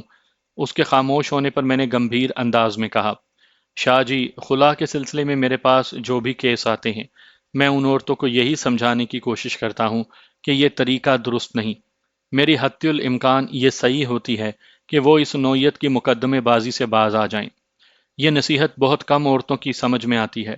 میں نے آپ کی بیوی کو بھی اس معاملے کے نشیب و فراز سے آگاہ کر دیا تھا، لیکن وہ اپنی ضد پر اڑی ہوئی ہے۔ خیر، میں نے تھوڑا وقفہ دے کر ایک گہری سانس خارج کی، پھر ٹھہرے ہوئے لہجے میں کہا، آپ کی فرمائش پر میں ایک اور کوشش کر کے دیکھ لیتا ہوں۔ آپ 2-3 دن کے بعد دوبارہ آ کر مجھ سے ملیں، ہو سکتا ہے اللہ کوئی بہتر راہ نکال دے۔ تو اس کا مطلب ہے آپ میرے لیے کام کرنے کو تیار ہیں، وہ اطمینان بھرے لہجے میں بولا۔ میں سچائی، صداقت اور انصاف کے حصول کے لیے کام کرتا ہوں شاہ جی، میں نے ایک ایک لفظ پر زور دیتے ہوئے کہا۔ آپ جو بھی ان کا طلبگار ہو، اور جہاں تک میاں بیوی کے ازدواجی معاملات کا تعلق ہے تو… میں نے دانستہ جملہ ادھورا چھوڑ کر رئیس شاہ کی آنکھوں میں دیکھا، پھر اضافہ کیا، میری ہمیشہ یہی کوشش رہی ہے کہ یہ معاملہ بگڑنے نہ پائے۔ آپ زیادہ پریشان نہ ہوں، اس مسئلے کا بھی حل نکل ہی آئے گا۔ اس نے میرا شکریہ ادا کیا اور اپنے ہینڈ بیگ میں سے نوٹوں کی ایک گڈی برآمد کرنے کے بعد بولا، آپ کی فیس کتنی ہے بیگ صاحب؟ میں اس کیس کی فیس آپ کی بیوی سے وصول کر چکا ہوں شاہ جی۔ وہ معاملہ بگاڑنے کے لیے سلطانہ نے آپ کو دی تھی، وہ گہری سنجیدگی سے بولا۔ میں معاملہ بنانے اور سنبھالنے کے لیے دے رہا ہوں۔ ابھی یہ رقم آپ میری امانت جان کر اپنے پاس محفوظ رکھیں، میں نے معتدل انداز میں کہا۔ اگر اس کیس کا اونٹ آپ کے حسب منشا کروٹ بیٹھ گیا تو میں یہ رقم آپ سے لے لوں گا۔ اگر آپ اس اونٹ کی رسی کو طریقے سلیقے سے جھٹکا دیں گے تو اونٹ کیا، اس کا باپ بھی شرافت کا مظاہرہ کرتے ہوئے سیدھی کروٹ بیٹھے گا۔ وہ ٹھہرے ہوئے لہجے میں بولا، سب کچھ آپ کے ہاتھ میں ہے بیگ صاحب۔ میں نے دونوں ہاتھ جھاڑ کر اسے دکھائے اور اس کے ہاتھوں کی جانب دیکھتے ہوئے کہا، اس وقت تو سب کچھ آپ کے ہی ہاتھوں میں نظر آ رہا ہے۔ اس نے چونک کر اپنے ہاتھوں کا جائزہ لیا، پھر اپنی سوچ کی روشنی میں بات کو کہیں سے کہیں لے گیا۔ گہری سنجیدگی سے اس نے مجھ سے دریافت کیا، بیگ صاحب، آپ کا اسٹار کون سا ہے؟ آپ میرا اسٹار کیوں پوچھ رہے ہیں؟ میں نے الٹا اس سے سوال کر ڈالا۔ میں ایک ماہر علم نجوم ہوں، وہ بڑے فخریہ انداز میں سینہ پھلاتے ہوئے بولا۔ اگر آپ مجھے اپنا سٹار بتا دیں گے تو میں آپ کے بارے میں اہم پیش گوئیاں کر سکتا ہوں۔ دراصل مجھے علم نجوم سے دلچسپی نہیں، میں نے معذرت خواہانہ انداز میں جواب دیا۔ یہ الگ بات ہے، وہ برا مانے بغیر بولا۔ اگر آپ کو دلچسپی نہیں تو پھر میں آپ کو بور نہیں کروں گا، لیکن آپ کو میری جانب سے ایک تحفہ تو ابھی قبول کرنا ہوگا۔ تحفہ؟ کیسا تحفہ؟ میں نے سوالیہ نظر سے اس کی طرف دیکھا۔ پہلے آپ یہ بتائیں کہ آپ کا سٹار کون سا ہے، وہ سسپینس پیدا کرتے ہوئے بولا۔ میں نے جان چھڑانے والے انداز میں کہا، مجھے نہیں معلوم۔ وہ جان چھوڑنے کو تیار نہیں تھا، پوچھا، ڈیٹ آف برتھ تو یاد ہوگی؟ میں نے اسے اپنی تاریخ پیدائش بتائی۔ آپ کا برتھ سٹون ٹروکائس اور ایمرالڈ ہے، یعنی فیروزہ اور زمرد، اس نے ٹھہرے ہوئے لہجے میں کہا۔ اس وقت یہ دونوں پتھر میرے بیگ میں موجود ہیں، میں دکھا دیتا ہوں۔ آپ ان میں سے کوئی ایک پسند کر لیں اور آپ انکار نہیں کریں گے، کیونکہ کسی کے تحفے کو ٹھکرانا اس کا دل توڑنے کے مترادف ہے۔ میں نے کچھ نہیں کہا اور چپ چاپ اس کے ہاتھوں کی حرکات کا جائزہ لیتا رہا۔ وہ چند لمحات تک اپنے ہینڈ بیگ کے ساتھ مصروف رہا، پھر دو مستطیل لکڑیاں سی بیگ سے نکال کر میری جانب بڑھاتے ہوئے بولا، لیں جناب، پسند فرمائیں۔ مذکورہ مستطیل لکڑیوں میں سے ایک پر عمدہ قسم کا فیروزہ اور دوسری پر اعلیٰ نسل کا زمرد فکس تھا۔ میں نے آج تک پتھر اور جواہرات کو انگوٹھیوں اور زیورات میں جکڑا دیکھا تھا، یہ انداز میرے لیے بڑا منفرد اور نیا تھا۔ جب یہی بات میں نے رئیس شاہ سے پوچھی تو اس نے ان الفاظ میں وضاحت کی، یہ نگینے ایران سے منگوائے ہیں میں نے، وہاں جواہرات کو ڈسپلے کرنے کا یہی طریقہ رائج ہے۔ ایرانی جوہری اس بات کو سخت ناپسند کرتے ہیں کہ نگینے کو چھو کر دیکھا جائے، آپ بھی ٹچ کیے بغیر ہی پسند کر لیں۔ وہ دونوں نگینے نہایت ہی شفاف اور اعلیٰ معیار کے تھے۔ میں نے رئیس شاہ کے جذبات کی قدر کرتے ہوئے اور ڈرتے ڈرتے زمرد کا تحفہ قبول کر لیا۔ ڈرتے ڈرتے اس لیے کہ میری معلومات کے مطابق شاہ جی بڑے عمدہ نظر آنے والے آرٹیفیشل سٹون بھی تیار کرتے تھے۔ بہرحال 4 کیرات کا وہ ایمرالڈ بالکل اصلی پتھر تھا۔ میں نے اپنی تسلی کے لیے ایک جوہر دوست سے اس کا ٹیسٹ کروایا تھا۔ میرے مذکورہ دوست کے مطابق اس ایمرالڈ کی اوپن مارکیٹ میں قیمت 2,000 روپے فی کیرٹ سے کم نہیں تھی، یعنی شاہ جی کا تحفہ 8-10 ہزار روپے مالیت کا تھا۔ آج سے 40 سال پہلے 10,000 روپے کی بڑی اہمیت ہوا کرتی تھی۔ رخصت سے پہلے میں نے رئیس شاہ سے پوچھ لیا، شاہ جی آپ نے یہ تو بتایا ہی نہیں کہ آپ روبی کے ساتھ کیسی بزنس میں پارٹنرشپ کرنے جا رہے ہیں؟ بزنس تو یہی ہے جو میں آج کل کر رہا ہوں، مثلا علم نجوم، پتھر و جواہرات، الواح و طلسمات وغیرہ۔ وہ گہری سنجیدگی سے بولا، روبی میری ایک کلائنٹ ہے اور میری معتقد بھی۔ وہ مجھ پر بہت بھروسہ کرتی ہے۔ یہ اسی کا آئیڈیا ہے کہ میں اپنے بزنس کو کراچی کے ساتھ ساتھ نیشنل اور انٹرنیشنل سطح پر لے جاؤں۔ اس کام کا آغاز ہم پاکستان یعنی نیشنل لیول پر کریں گے۔ پاکستان کے 4 بڑے شہروں کراچی، لاہور، ملتان اور راولپنڈی میں ہم دونوں مل کر 3 دن کلینک کیا کریں گے۔ جس شہر کا نمبر ہو، اپنی آمد سے 2 روز پہلے وہاں کے مقامی اخبارات میں اشتہار کے ذریعے کلینک کی تاریخوں اور اوقات کا اعلان کر دیا جائے گا۔ قیام مذکور شہر کے اعلیٰ ہوٹل میں ہوگا اور ہوٹل ہی میں کلائنٹ سے ملاقات کا انتظام بھی کروایا جائے گا۔ کچھ ہی عرصے کے بعد ہم اس طریقہ کار کو بین الاقوامی سطح پر آزمائیں گے۔ تمام تر اخراجات روبی کے ذمے ہوں گے، سروس میں دوں گا، منافع میں ہم برابر کے حصے دار ہوں گے۔ وہ رکا اور مجھ سے پوچھ بیٹھا، بیگ صاحب آپ بتائیں کیسا آئیڈیا ہے؟ بہت شاندار اور منافع بخش، میں نے صاف گوئی کا مظاہرہ کرتے ہوئے کہا، لیکن ایک بات سمجھ میں نہیں آئی۔ کون سی بات؟ وہ الجھن زدہ نظر سے مجھے تکنے لگا۔ یہاں تک تو درست ہے کہ رہن سہن اور سفری اخراجات آپ کی بزنس پارٹنر روبی اٹھائے گی، جس کے لیے وہ منافع میں برابر کی شریک ہے۔ میں نے اپنے ذہن کی الجھن کو زبان تک لاتے ہوئے کہا، لیکن وہ ہر جگہ آپ کے ساتھ ساتھ کیوں جائے گی؟ آپ کے اس بزنس میں روبی کا اصل کردار کیا ہوگا؟ بہت اچھا سوال کیا ہے آپ نے بیگ صاحب، وہ بڑی رسان سے بولا۔ روبی کو میرے پاس آتے ہوئے 6 ماہ سے زیادہ عرصہ ہو گیا ہے۔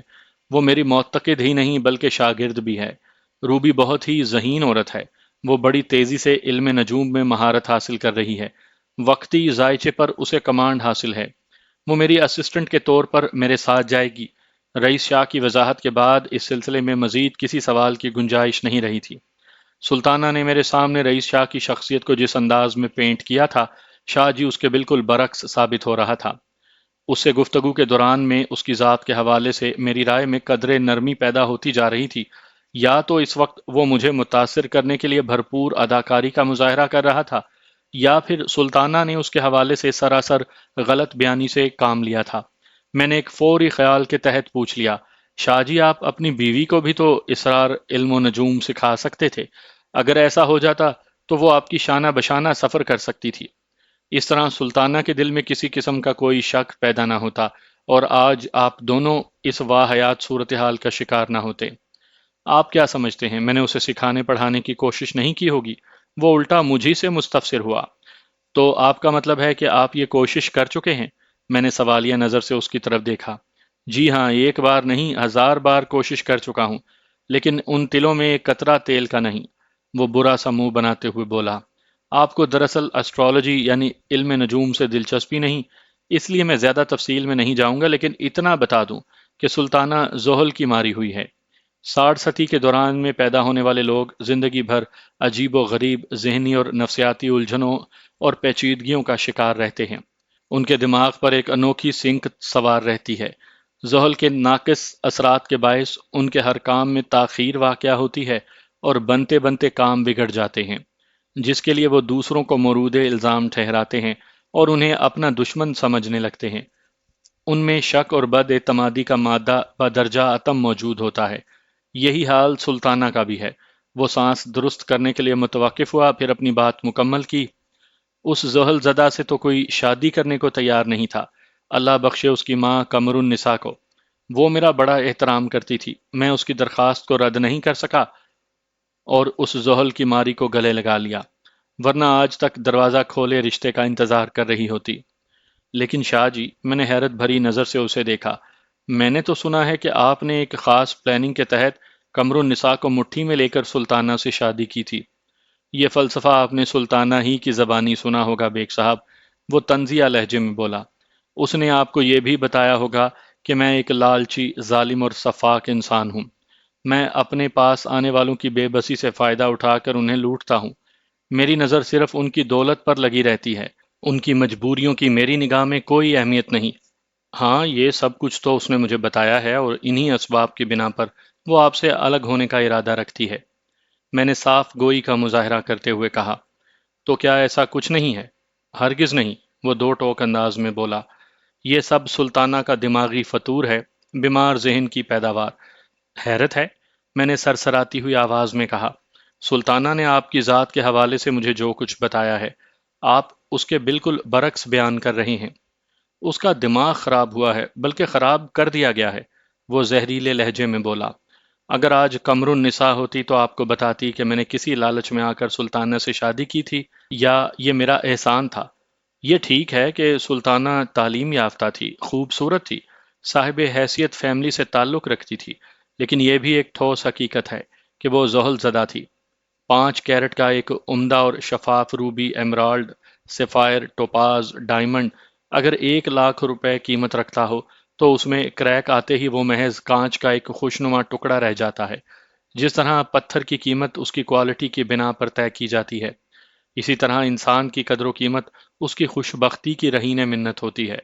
اگر سلطانہ خوبصورت، اسمارٹ، تعلیم یافتہ اور آسودہ حال تھی تو پھر اس کا رشتہ کیوں نہیں آتا تھا؟ اس لیے نہ کہ اس کے مقدر کو پیدائشی زحل گرہن لگا ہوا تھا۔ اس آفت زادی کو سینے سے کس نے لگایا؟ میں نے، اور آج ہی میں سب سے برا ہو گیا۔ اور جہاں تک ہوس اور لالچ کا تعلق ہے، لمحاتی توقف کر کے اس نے ایک گہری سانس لی، پھر بات کو آگے بڑھاتے ہوئے بولا، جب میری سلطانہ سے شادی ہوئی میں کسی فٹ پاتھ پر نہیں پڑا ہوا تھا، میں صاحب حیثیت اور صاحب عزت تھا۔ بیگ صاحب، میری کوئی ویلیو تھی تو ہزاروں دیگر لوگوں کی طرح قمر النساء بھی میرے آستانے پر پہنچی تھی نا۔ میں وقت کے ساتھ ساتھ آگے بڑھنے کا حامی ہوں۔ یہ ٹھیک ہے کہ میں نازم آباد سے گلشن اقبال آنے کے بعد اپنے معاوضے میں اچھا خاصا اضافہ کر چکا ہوں، لیکن آپ کو یہ تسلیم کرنا پڑے گا کہ میں کسی کلائنٹ کو گھر سے بلا کر نہیں لاتا، ان کی ضرورت کھینچ کر انہیں میرے کلینک پر لاتی ہے۔ اور یہ بھی حقیقت ہے کہ میں گن پوائنٹ پر ان کی جیب سے پیسے نہیں نکلواتا۔ وہ اپنی ضرورت بیان کرتے ہیں، میں اس کام کا معاوضہ بتاتا ہوں، وہ مجھے ادائیگی کرتے ہیں اور میں ان کا کام کر دیتا ہوں۔ جب سب کچھ باہمی افہام و تفہیم سے ہو رہا ہے تو میں کہاں سے ظالم اور سفاک ہو گیا؟ بتائیں نا بیگ صاحب۔ ہاں، اس صورت میں تو آپ کو قصوروار نہیں ٹھہرایا جا سکتا، میں نے منطقی انداز میں کہا۔ اب میں آپ کو اپنی زندگی کا ایک راز بتاتا ہوں بیگ صاحب، وہ بے حد سنجیدہ لہجے میں بولا۔ یہ بات میں نے آج تک کسی کو نہیں بتائی، لیکن پتہ نہیں کیوں آپ پر اعتماد کرنے کو جی چاہ رہا ہے۔ آپ بہت ہی گہرے انسان ہیں جناب۔ مجھے امید ہے آپ ہمارے کیس کو عدالت میں لے جائے بغیر اپنی عدالت میں ہی نمٹا دیں گے۔ سمجھ لیں کہ ایک میاں بیوی کا مقدمہ آپ کی عدالت میں لگا ہوا ہے۔ آپ نے چند روز پہلے والی پیشی پر بیوی کا حلفیہ بیان ریکارڈ کیا ہے۔ آج آپ کے سامنے دوسرے فریق یعنی شوہر کا بیان ہو رہا ہے۔ تیسری پیشی پر آپ فیصلہ سنائیں گے اور فریقین کو اپنے فیصلے کی پابندی کا حکم بھی دیں گے۔ آپ بتا چکے ہیں کہ آپ ہمیشہ سچائی، صداقت اور انصاف کے حصول کے لیے کام کرتے ہیں۔ ہاں، اس امر میں کسی شک و شبے کی گنجائش نہیں۔ میں نے تائیدی انداز میں گردن ہلائی۔ میں بھی اور عدالت بھی اور سب سے بڑھ کر قانون بھی اسی بات پر زور دیتا ہے کہ اگر تنازع معاملات کو مل بیٹھ کر مصالحت اور مفاہمت سے حل کر لیا جائے تو اس سے اچھی اور کوئی بات نہیں۔ عدالت اور مقدمے بازی تو آخری آپشن ہے اور اس سے بچنے ہی کی کوشش کرنی چاہیے۔ مجبوری کی بات دیگر ہے۔ میرا خیال ہے ہمارا معاملہ ابھی مجبوری اور بے بسی کے فیز میں داخل نہیں ہوا، وہ ٹھہرے ہوئے لہجے میں بولا۔ آپ اسے اپنی عدالت میں سماعت کر کے انصاف کے تقاضے نبھا سکتے ہیں۔ میں کوشش کروں گا، میں نے سرسری انداز میں کہا۔ وہ بڑے وثوق سے بولا، مجھے یقین ہے کہ آپ کی یہ کوشش ضائع نہیں جائے گی شاہ جی۔ میں نے اس کی آنکھوں میں دیکھتے ہوئے پوچھا، آپ مجھے زندگی کے کسی اہم راز سے آگاہ کرنے جا رہے تھے؟ جی میں اسی طرف آ رہا ہوں۔ وہ اس بات میں گردن ہلاتے ہوئے بولا، آپ سے میں خلوص بھری درخواست کروں گا کہ میرے اس راز کو اپنے سینے میں دفن کر لیجئے گا۔ آپ سے شیئر کرنے کی ضرورت اس لیے پیش آئی تاکہ میں اپنے ماتھے پر چسپاں لالچ، ہوس، لوٹ کھسوٹ اور ظلم و زیادتی کے متعدد لیبلز کو اتار سکوں۔ میں ہرگز ایسا نہیں ہوں جیسا کہ سلطانہ نے مجھے بنا کر پیش کیا ہے۔ آپ بے فکر ہو جائیں، میں نے ٹھوس لہجے میں کہا۔ آپ کی زندگی کا یہ قیمتی راز میرے دل میں محفوظ رہے گا۔ میری ابتدائی زندگی بڑی خراب اور ناقابل ذکر ہے، وہ ٹھہرے ہوئے لہجے میں بتانے لگا۔ میں نے سلطانہ سے پہلے بھی سلمہ نامی ایک عورت سے شادی کی تھی۔ میں اپنی زندگی کے اس حصے کی تفصیل میں نہیں جانا چاہتا۔ مختصراً آپ یوں سمجھ لیں کہ میں ان دنوں ایک ناکام اور نامراد شخص ہوا کرتا تھا۔ پھر میری زندگی میں اچانک ایک انقلاب آ گیا۔ یہاں بتانے کے بعد وہ تھما، ایک گہری سانس خارج کی، پھر سلسلہ بیان کو آگے بڑھاتے ہوئے بولا، سلمہ کی وفات کے بعد میں کچھ عرصہ تو یہیں مارا مارا پھرتا رہا، پھر گھر پر تالا ڈال کر ملک کے دورے پر نکل کھڑا ہوا۔ مختلف دیہاتوں، قصبہ جات اور شہروں سے ہوتے ہوئے میں شیخو پورہ پہنچ گیا۔ پنجاب کا یہ علاقہ جرائم کے لحاظ سے سر فہرست مانا جاتا ہے۔ شیخو پورہ کے بعد اوکاڑا اور اوکاڑا کے بعد گجرانوالا کا نمبر آتا ہے۔ بہرحال جرائم کے گڑھ شیخو پورہ میں میری ایک اللہ والے سے ملاقات ہو گئی۔ وہ ظلمت کی شب تاریک میں حق کا چراغ روشن کیے بیٹھا تھا۔ میں اس چراغ کی روشنی سے چپک کر رہ گیا۔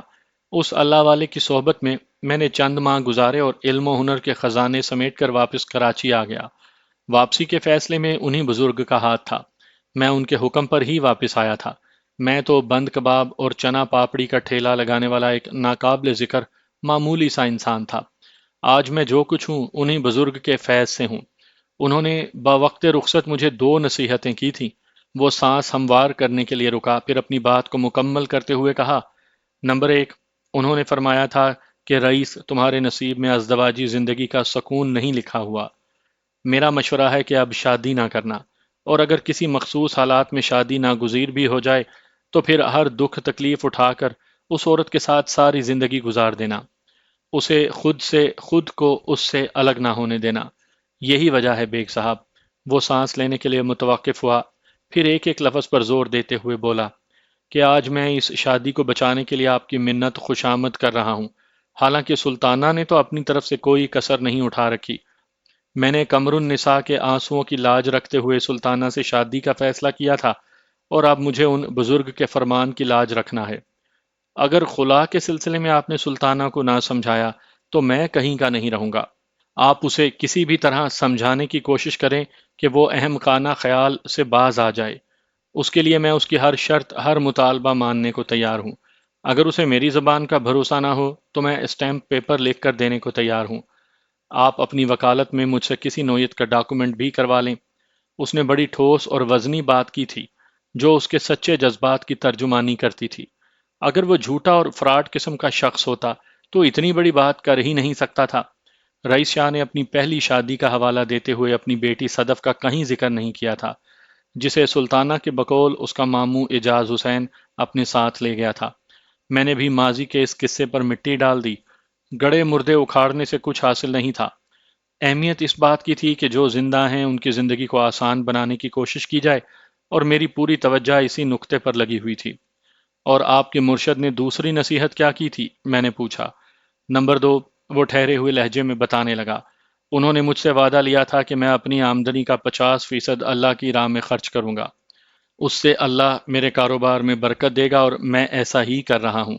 اللہ مجھے معاف کرے، میں اپنی شان جتانے کے لیے نہیں کہہ رہا، لیکن یہ حقیقت ہے کہ میں نے اس وقت درجنوں نہیں بلکہ سینکڑوں بیوہ عورتوں اور یتیم بچوں کی کفالت اور تعلیم کی ذمہ داری اٹھا رکھی ہے، اور یہی وجہ ہے کہ اللہ میرے لیے آمدنی کے مزید دروازے کھول رہا ہے۔ یہ روبی سے پارٹنرشپ والا پروجیکٹ اسی سلسلے کی کڑی ہے۔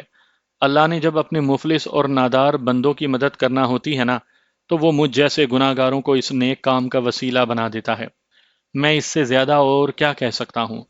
کیا یہ بات سلطانہ کے علم میں ہے کہ آپ در پردہ ضرورت مندوں کی مدد کرتے ہیں؟ میں نے گہری سنجیدگی سے پوچھا۔ نہیں، اس نے بڑے قطعی انداز میں سر کو نفی میں جھٹکا اور بولا، آج پہلی بار میں نے آپ کے سامنے یہ راز کھولا ہے۔ وہ تو یہ بھی نہیں جانتی کہ بزرگ ہستی نے میری ناخوشگوار ازدواجی زندگی کی پیش گوئی کی تھی۔ مجھے اپنی ازدواجی زندگی کو بھی بچانا ہے اور اپنے مشن کو بھی جاری رکھنا ہے، اور اس سلسلے میں آپ میری مدد کریں گے۔ میں نے ایک نہایت ہی اہم سوال کیا، کیا اس بحران کے حوالے سے آپ نے اپنے مرشد سے مشورہ کرنا ضروری نہیں سمجھا؟ وہ بزرگ ہستی اس دنیا سے پردہ فرما چکی ہے، وہ دکھی لہجے میں بولا۔ میں کچھ عرصہ پہلے اپنے مسائل کے حل کے لیے شیخو پورہ گیا تھا، تاکہ اپنی موجودہ صورتحال سے انہیں آگاہ کر سکوں، اور جب ہی پتہ چلا کہ مجھے نشان منزل دکھانے والا چراغ گل ہو چکا ہے، وہ بڑے رنجیدہ انداز میں متوقف ہوا، پھر ایک بوجھل سانس خارج کرتے ہوئے بولا، اب مجھے اپنے تمام بحرانوں سے خود ہی نمٹنا ہے، چاہے وہ سلطانہ کی بد دماغی ہو یا ریاست علی کا پھیلایا ہوا شر۔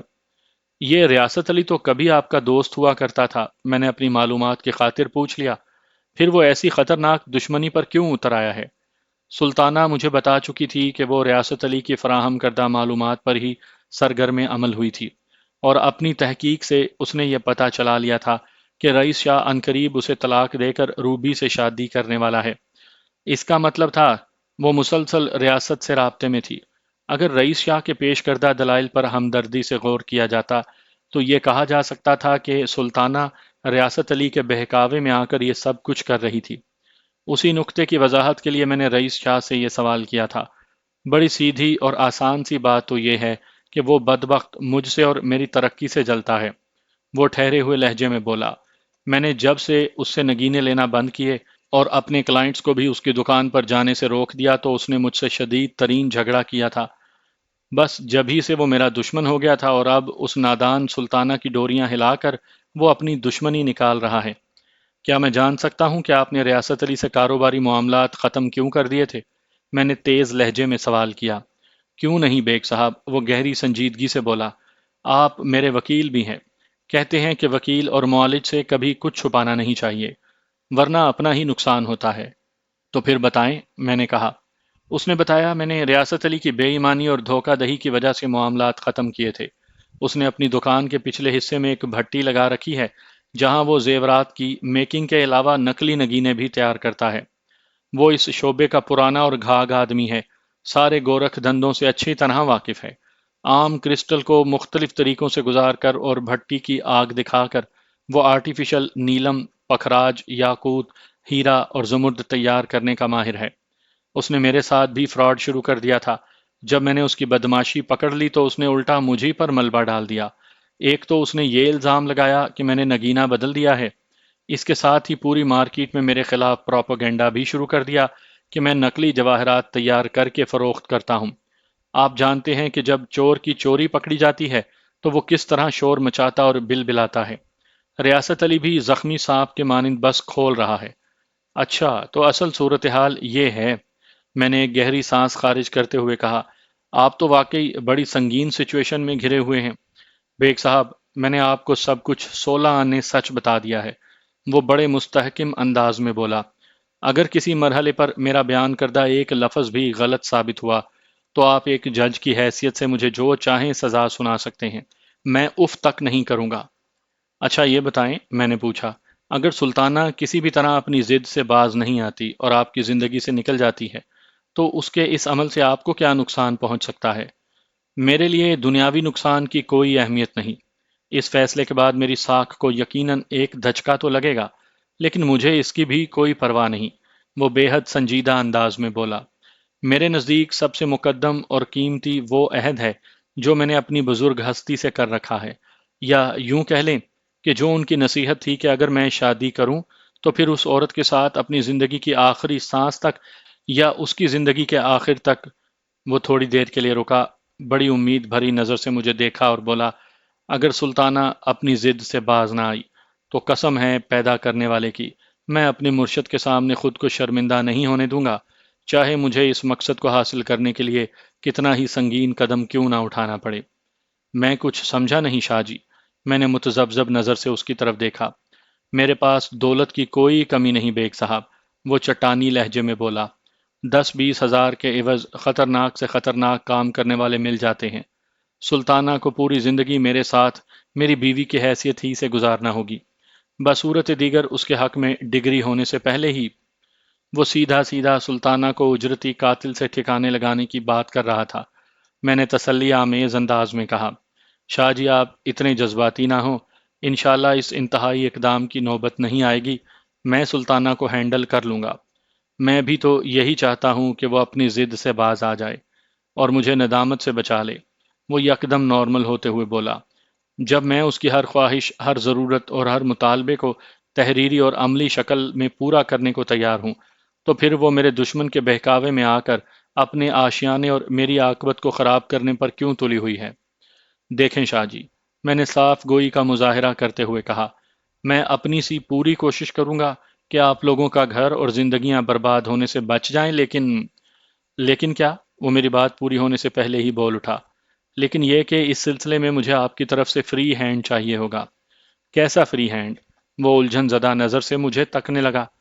اس طرح کا فری ہینڈ کہ میں جس بھی قیمت اور جن بھی شرائط پر سلطانہ کو اس کی ضد سے دستبردار ہونے کے لیے تیار کروں، آپ کو کوئی اعتراض نہیں ہوگا۔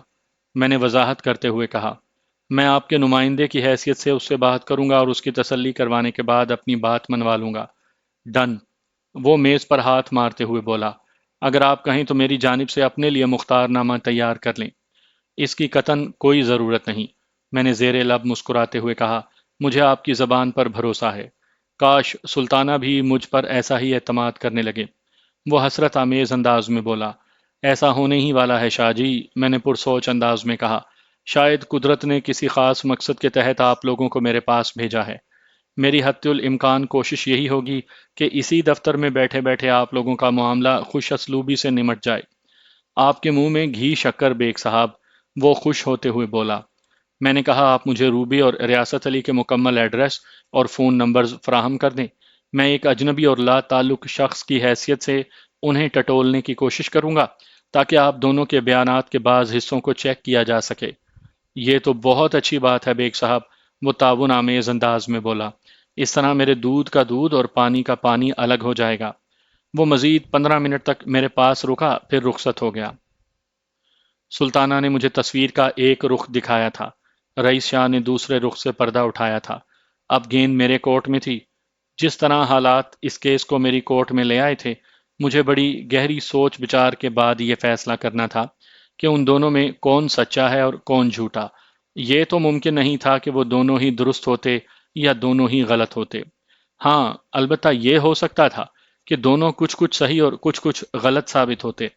سلطانہ نے رئیس شاہ کو جس انداز میں پینٹ کیا تھا وہ اس رئیس شاہ سے قطعی مختلف تھا جس سے میں نے طویل ملاقات کی تھی۔ اگر سلطانہ کا موقف ہی ٹھیک تھا تو پھر اس کا واضح مطلب یہ تھا کہ رئیس شاہ نے میرے سامنے محض عمدہ اداکاری کا ایک نمونہ پیش کیا تھا، لیکن اس نے جس کھلے انداز میں پیشکش اور دعوے کیے تھے اس سے تو یہی لگتا تھا کہ وہ ایک دم کھرا اور سچا ہے۔ آنے والے 2 دنوں میں نے اپنے مخصوص ذرائع استعمال کر کے ماں جبیں اور فروبی اور جوہری ریاست علی کے بارے میں نہایت ہی اہم معلومات حاصل کر لیں۔ ریاست علی سے تو میں ایک کلائنٹ کی حیثیت سے خود جا کر بھی ملا تھا، اور شاہ جی کا تحفہ وہ ایمرالڈ اسے دکھا کر کہا تھا کہ میں اس زمرد کو فروخت کرنا چاہتا ہوں، کتنے پیسے مل جائیں گے؟ اس نے مذکورہ زمرد کو اپنی آنکھوں کے سامنے گھما پھرا کر بڑی بے دلی سے کہا تھا کہ یہ تیسرے درجے کا پتھر ہے، 1200 سے زیادہ کا نہیں ہوگا۔ اس فتوے سے ریاست کی بدنیتی کھل کر سامنے آ گئی تھی۔ اگر میں نے اپنے ایک جوہری دوست سے اس ایمرالڈ کی قدر و قیمت کی تصدیق نہ کی ہوتی تو شاید میں رئیس شاہ ہی کو فراڈ سمجھتا۔ اس کے علاوہ میری تحقیق و تفتیش سے یہ حقیقت بھی سامنے آئی کہ وہ اللہ کا بندے دا پتر نہیں تھا۔ سونے میں ملاوٹ کرنا اور کرسٹل کو قیمتی نگینوں میں تبدیل کرنا اس کی زندگی کا حاصل تھا۔ علاوہ ازیں اس کے حوالے سے ایک یہ شکایت بھی عام سننے کو ملی کہ وہ فتنہ ساز، کینہ پرور اور بڑا حاسد قسم کا شخص تھا۔ دوسری جانب روبی کے حوالے سے جو رپورٹ مجھ تک پہنچی وہ بھی شاہ جی کے حق میں جاتی تھی۔ میں نے ڈیفنس فیز 5 ہی میں رہنے والی اپنی ایک کلائنٹ کو روبی کے پیچھے لگایا تھا۔ اس کا تعلق مارکیٹنگ ڈپارٹمنٹ سے تھا اور اتفاق سے وہ روبی کو ذاتی طور پر بھی جانتی تھی، لہٰذا میری ضرورت کی معلومات کے اگلوانے کے لیے اسے مشکل پیش نہیں آئی۔ روبی نے بڑے اعتماد سے میرے کلائنٹ کو بتایا تھا کہ رئیس شاہ کی حیثیت اس کے لیے ایک استاد کی سی ہے۔ اگر پروفیسر صاحب کی بیوی ہماری شادی کے حوالے سے سوچ سوچ کر پریشان ہو رہی ہیں تو یہ اس کا پاگل پن ہے۔ بہرحال اگر سلطانہ اس سے ملاقات کر کے کسی قسم کی تسلی کرنی چاہے تو وہ تیار ہے۔ اپنا ہوم ورک مکمل کرنے کے بعد میں نے سلطانہ کو اپنے دفتر بلا لیا اور نہایت ہی مختصر تفصیل میں رئیس شاہ کے مرشد کا ذکر بھی ہوا، اور میں نے ازدواجی ناخوشگواریت کو ایڈٹ کر کے سلطانہ کو صرف اتنا بتایا کہ رئیس شاہ اپنے مرشد کی نصیحت کے مطابق بہت نیک کام کر رہا ہے۔ لمحہ با لمحہ اس کے چہرے کی حالت تبدیل ہوتی رہی اور میرے خاموش ہونے پر اس نے طنزیہ لہجے میں کہا، بیگ صاحب، رئیس شاہ نے اس کام کے لیے آپ کو کتنے پیسے دیے ہیں؟ میں نے اس چوٹ کا ذرا برا نہیں منایا کیونکہ وہ حقائق سے واقف نہیں تھی۔ اس سچویشن میں وہ کوئی ایسی ہی سخت بات کر سکتی تھی۔ میں اس کا وکیل تھا اور مخالف پارٹی کی حمایت میں بول رہا تھا۔ اس کا غصے میں آ جانا ایک فطری امر تھا۔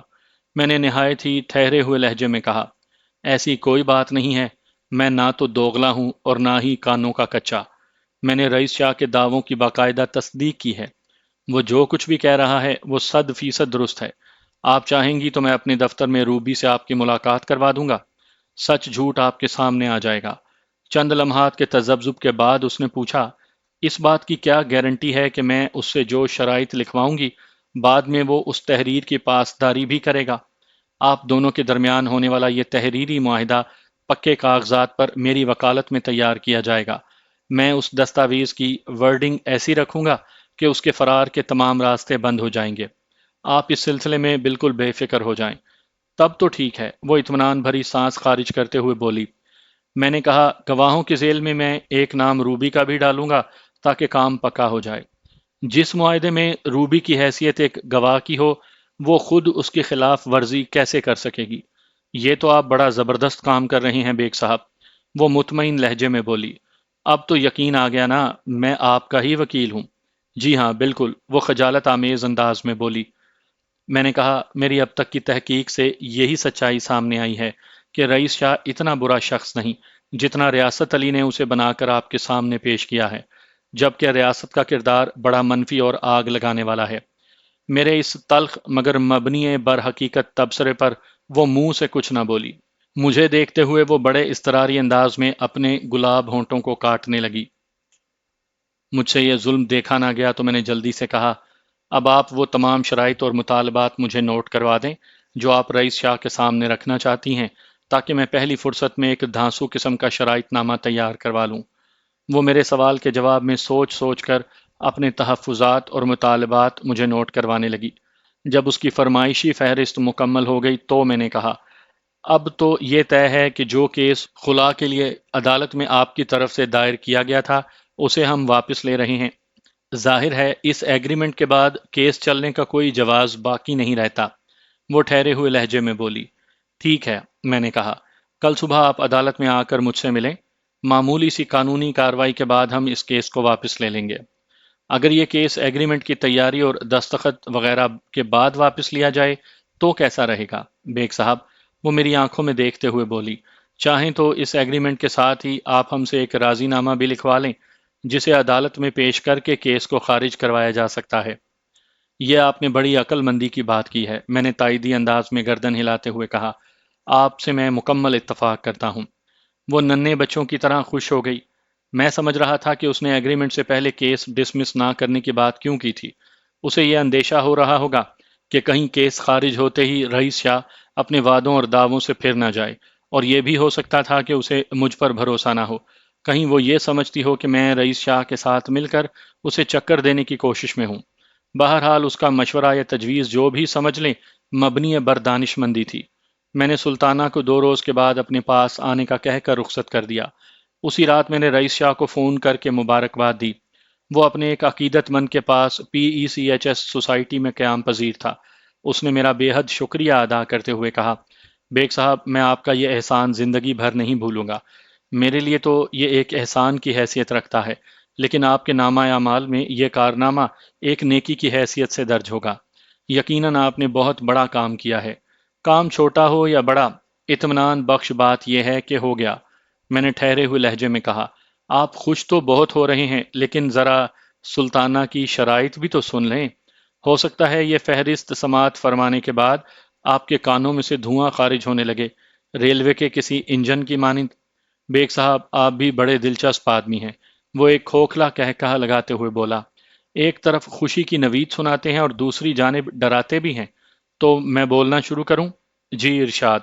میں نے سلطانہ کی پیش کردہ شرائط اور مطالبات ایک ایک کر کے رئیس شاہ کے گوش گزار کرنا شروع کر دیے۔ چھوٹی بڑی جکڑ بندیوں کے ساتھ جو سب سے سخت شرط عائد کی گئی تھی، اسے سن کر رئیس شاہ نے ایک ٹھنڈی سانس خارج کی اور مایوسی بھرے انداز میں بولا، ٹھیک ہے بیگ صاحب، گھر کو ٹوٹنے سے بچانا ہے تو یہ قربانی تو دینا ہی ہوگی۔ وہ کڑی شرط کچھ اس طرح تھی کہ رئیس شاہ روبی سے قطع تعلق کر لے گا اور اس کے ساتھ کسی بھی نوعیت کا کوئی بزنس نہیں کرے گا، وغیرہ وغیرہ۔ میں نے کہا، شاہ جی 2 دن کے بعد آپ کو میرے آفس آنا ہے اس معاہدے پر سائن کرنے کے لیے۔ میں نے سلطانہ کو بھی اسی روز بلایا ہے۔ اس ایگریمنٹ کی تکمیل کے بعد ہی وہ اللہ کی بندی خلا کا دائر شدہ کیس واپس لے گی۔ اوکے، میں حاضر ہو جاؤں گا، وہ فیصلہ کن لہجے میں بولا۔ لیکن آپ اکیلے نہیں آئیں گے شاہ جی؟ پھر؟ اس کے سوال میں الجھن در آئی۔ اپنے ساتھ روبی کو بھی لے کر آئیں گے، میں نے معنی خیز انداز میں کہا۔ او وہ کس لیے؟ اس کی الجھن دو چند ہو گئی۔ گواہی کے لیے۔ کیسی گواہی بیگ صاحب؟ جو تحریری معاہدہ آپ اور سلطانہ سائن کریں گے، اس میں 2 گواہوں کے دستخط بھی لازمی ہیں۔ میں نے وضاحت کرتے ہوئے کہا، ایک گواہ سلطانہ اپنے ساتھ لے کر آئے گی اور ایک گواہ آپ یعنی روبی کو۔ اب آپ اس کام کے لیے روبی کو کس طرح تیار کرتے ہیں، یہ آپ کا کام ہے۔ اسے تو میں کسی نہ کسی طرح راضی کر ہی لوں گا بیگ صاحب، وہ ٹھہرے ہوئے لہجے میں بولا۔ وہ میرے تازہ ترین حالات سے پوری طرح باخبر ہے۔ وہ میری سچی خیر خواہ اور عقیدت مند ہے۔ میری ازدواجی زندگی کی سلامتی کے لیے وہ اپنے تعلق کی قربانی پیش کر دے گی، لیکن یہ تو بتائیں کہ سلطانہ اپنے ساتھ کس گواہ کو لے کر آ رہی ہے؟ میں اس بارے میں کچھ نہیں جانتا۔ اگر وہ ریاست علی کو لے آئی تو؟ اس نے ازراہ مذاق پوچھا۔ اس کا کوئی امکان نہیں شاہ جی، میں نے بڑے وثوق سے کہا۔ میں نے ریاست علی کا اصلی چہرہ اس پر عیاں کر دیا ہے۔ اب وہ اس فراڈ جوہری سے شدید نفرت کرنے لگی ہے۔ پھر میں نے رئیس شاہ کو وہ واقعہ بھی سنایا جب میں لالو کھیت کی سرافہ مارکیٹ میں ریاست کی دکان پر زمرد فروخت کرنے گیا تھا۔ اللہ کا شکر ہے کہ سلطانہ کو عقل آ گئی ہے۔ وہ ایک اطمینان بھری سانس خارج کرتے ہوئے بولا، اب آگے بھی انشاءاللہ سب ٹھیک ہی رہے گا۔ وہ بولا، بیگ صاحب میں نے آپ کو اپنا گرو مان لیا ہے۔ آپ بڑے با تدبیر وکیل ہیں، بگڑی کو بنانے کا ہنر کوئی آپ سے سیکھے۔ شاہ جی آپ کیوں مجھے گناہگار کر رہے ہیں؟ میں نے جلدی سے کہا، سب کی بگڑی بنانے والی تو صرف اللہ تعالیٰ کی ذات ہے۔ میں نے تو آپ کے مختار یعنی اٹارنی کا کردار ادا کیا ہے۔ آپ نے اس معاملے کو سیٹل کرنے کے لیے مجھے پاور آف اٹارنی دیا تھا یا نہیں؟ کی نہ پھر گروؤں والی بات، وہ چہک کر بولا۔ ہمارے درمیان الوداعی کلمات کے بعد گفتگو کا سلسلہ سمٹ گیا۔ آئندہ روز میں گھر پہنچا تو فون کی گھنٹی میرا استقبال کر رہی تھی۔ میں نے بریف کیس کو ایک صوفے پر رکھا اور ریسیور کو اٹھا کر کان سے لگا لیا، پھر کہا، ہیلو ہیلو بیگ صاحب۔ دوسری طرف سے رئیس شاہ کی چہکتی ہوئی آواز میری سماعت تک پہنچی، آپ کیسے ہیں؟ اللہ کا کرم ہے، الحمدللہ میں ٹھیک ٹھاک ہوں، میں نے جواب دیا، پھر پوچھا، خیریت؟ اس وقت آپ نے کیسے یاد فرمایا شاہ جی؟ آواز سے تو بہت خوش لگ رہے ہیں۔ آپ نے بالکل درست اندازہ لگایا ہے، وہ تصدیقی انداز میں بولا۔ میں اس وقت واقعی بہت خوش ہوں۔ اپنی خوشی کے بارے میں ابھی فون پر بتائیں گے یا ایگریمنٹ والے دن؟ ابھی اور اسی وقت، وہ اضطراری لہجے میں بولا۔ اور اب کسی ایگریمنٹ شیگریمنٹ کی کوئی ضرورت نہیں بیگ صاحب۔ کیا مطلب؟ میں بری طرح چونک گیا۔ چشمے زدن میں میرا ذہن رئیس شاہ کے اس جذباتی اظہار کی طرف چلا گیا تھا جب اس نے میرے سامنے بیٹھ کر اپنی دولت اور اجرتی قاتلوں کا ذکر کیا تھا۔ اس کی طرف سے ایسی کسی نامعقولیت کی توقع تو نہیں تھی، لیکن انسانی سوچ پر پہرا تو نہیں بٹھایا جا سکتا نا۔ دماغ کو جیسے ہی کلیو ملا، وہ اپنی مرضی کی سمت میں چل پڑا، لیکن اللہ کا شکر کہ رئیس شاہ نے میری توقع کا خون نہیں کیا تھا۔ میرے سوال کے جواب میں اس نے بتایا، میں اس وقت اپنے گلشن اقبال والے بنگلے سے آپ کو فون کر رہا ہوں، سلطانہ بھی میرے ساتھ ہے، اور یہ الفاظ اسی کے ہیں کہ اب ہمیں ایک چھت کے نیچے زندگی گزارنے کے لیے کسی تحریری معاہدے کی ضرورت نہیں ہے۔ تو گویا آپ اپنے گھر واپس آ گئے ہیں۔ میں نے ایک گہری سانس خارج کی۔ یہ جی، بالکل یہی بات ہے۔ یہ انقلاب کس طرح برپا ہوا؟ میں پوچھے بنا نہ رہ سکا۔ یہ سب انہی بزرگ کا کمال ہے، رئیس شاہ نے بتایا، جن کی صحبت میں نے تربیت حاصل کی تھی۔ میں شیخو پورہ والی روحانی ہستی کا ذکر کر رہا ہوں۔ لیکن آپ نے تو مجھے بتایا تھا کہ… میرا دماغ الجھ کر رہ گیا۔ ان بزرگ کا وصال ہو چکا ہے؟ میں نے آپ سے غلط نہیں کہا تھا بیگ صاحب، وہ گہری سنجیدگی سے بولا۔ لیکن گزشتہ رات وہی بزرگ سلطانہ کے خواب میں آئے تھے، اور انہوں نے اسے زندگی کے اسرار و رموز کی باریکیوں کے بارے میں بہت سی اہم باتیں سمجھائی ہیں۔ جب صبح یہ بیدار ہوئی تو اس کی کایا ہی پلٹ چکی تھی۔ یہ آج کا پورا دن مجھے ممکنہ جگہوں پر تلاش کرتی رہی۔ یہ چونکہ میرے اکثر عقیدت مندوں سے واقف بھی ہے، لہٰذا اس نے بالآخر مجھے ڈھونڈ نکالا۔ یہ زندگی کی حقیقت کو پا گئی ہے، اور اسی کے پرزور اصرار پر میں آپ سے درخواست کرتا ہوں کہ ایگریمنٹ کا خیال دل سے نکال دیں اور ہمارے حق میں دعا کریں کہ آئندہ کبھی ایسی صورتحال سے سامنا نہ ہو۔ وہ لمحے کے لیے رکا، پھر اضافہ کرتے ہوئے بولا، انشاءاللہ جلد ملاقات ہوگی۔ انشاءاللہ، میں اتنا ہی کہہ سکا۔ جب میں نے ریسیور کریڈل کیا تو دو بڑی حقیقتیں میرے ذہن میں چمک رہی تھیں۔ اول، جو لوگ اللہ کے سچے دوست ہوتے ہیں انہیں موت نہیں آتی، دنیا سے پردہ فرمانے کے بعد بھی وہ اپنا کام جاری رکھتے ہیں۔ دوم، جب میاں بیوی راضی تو کیا کرے گا قاضی۔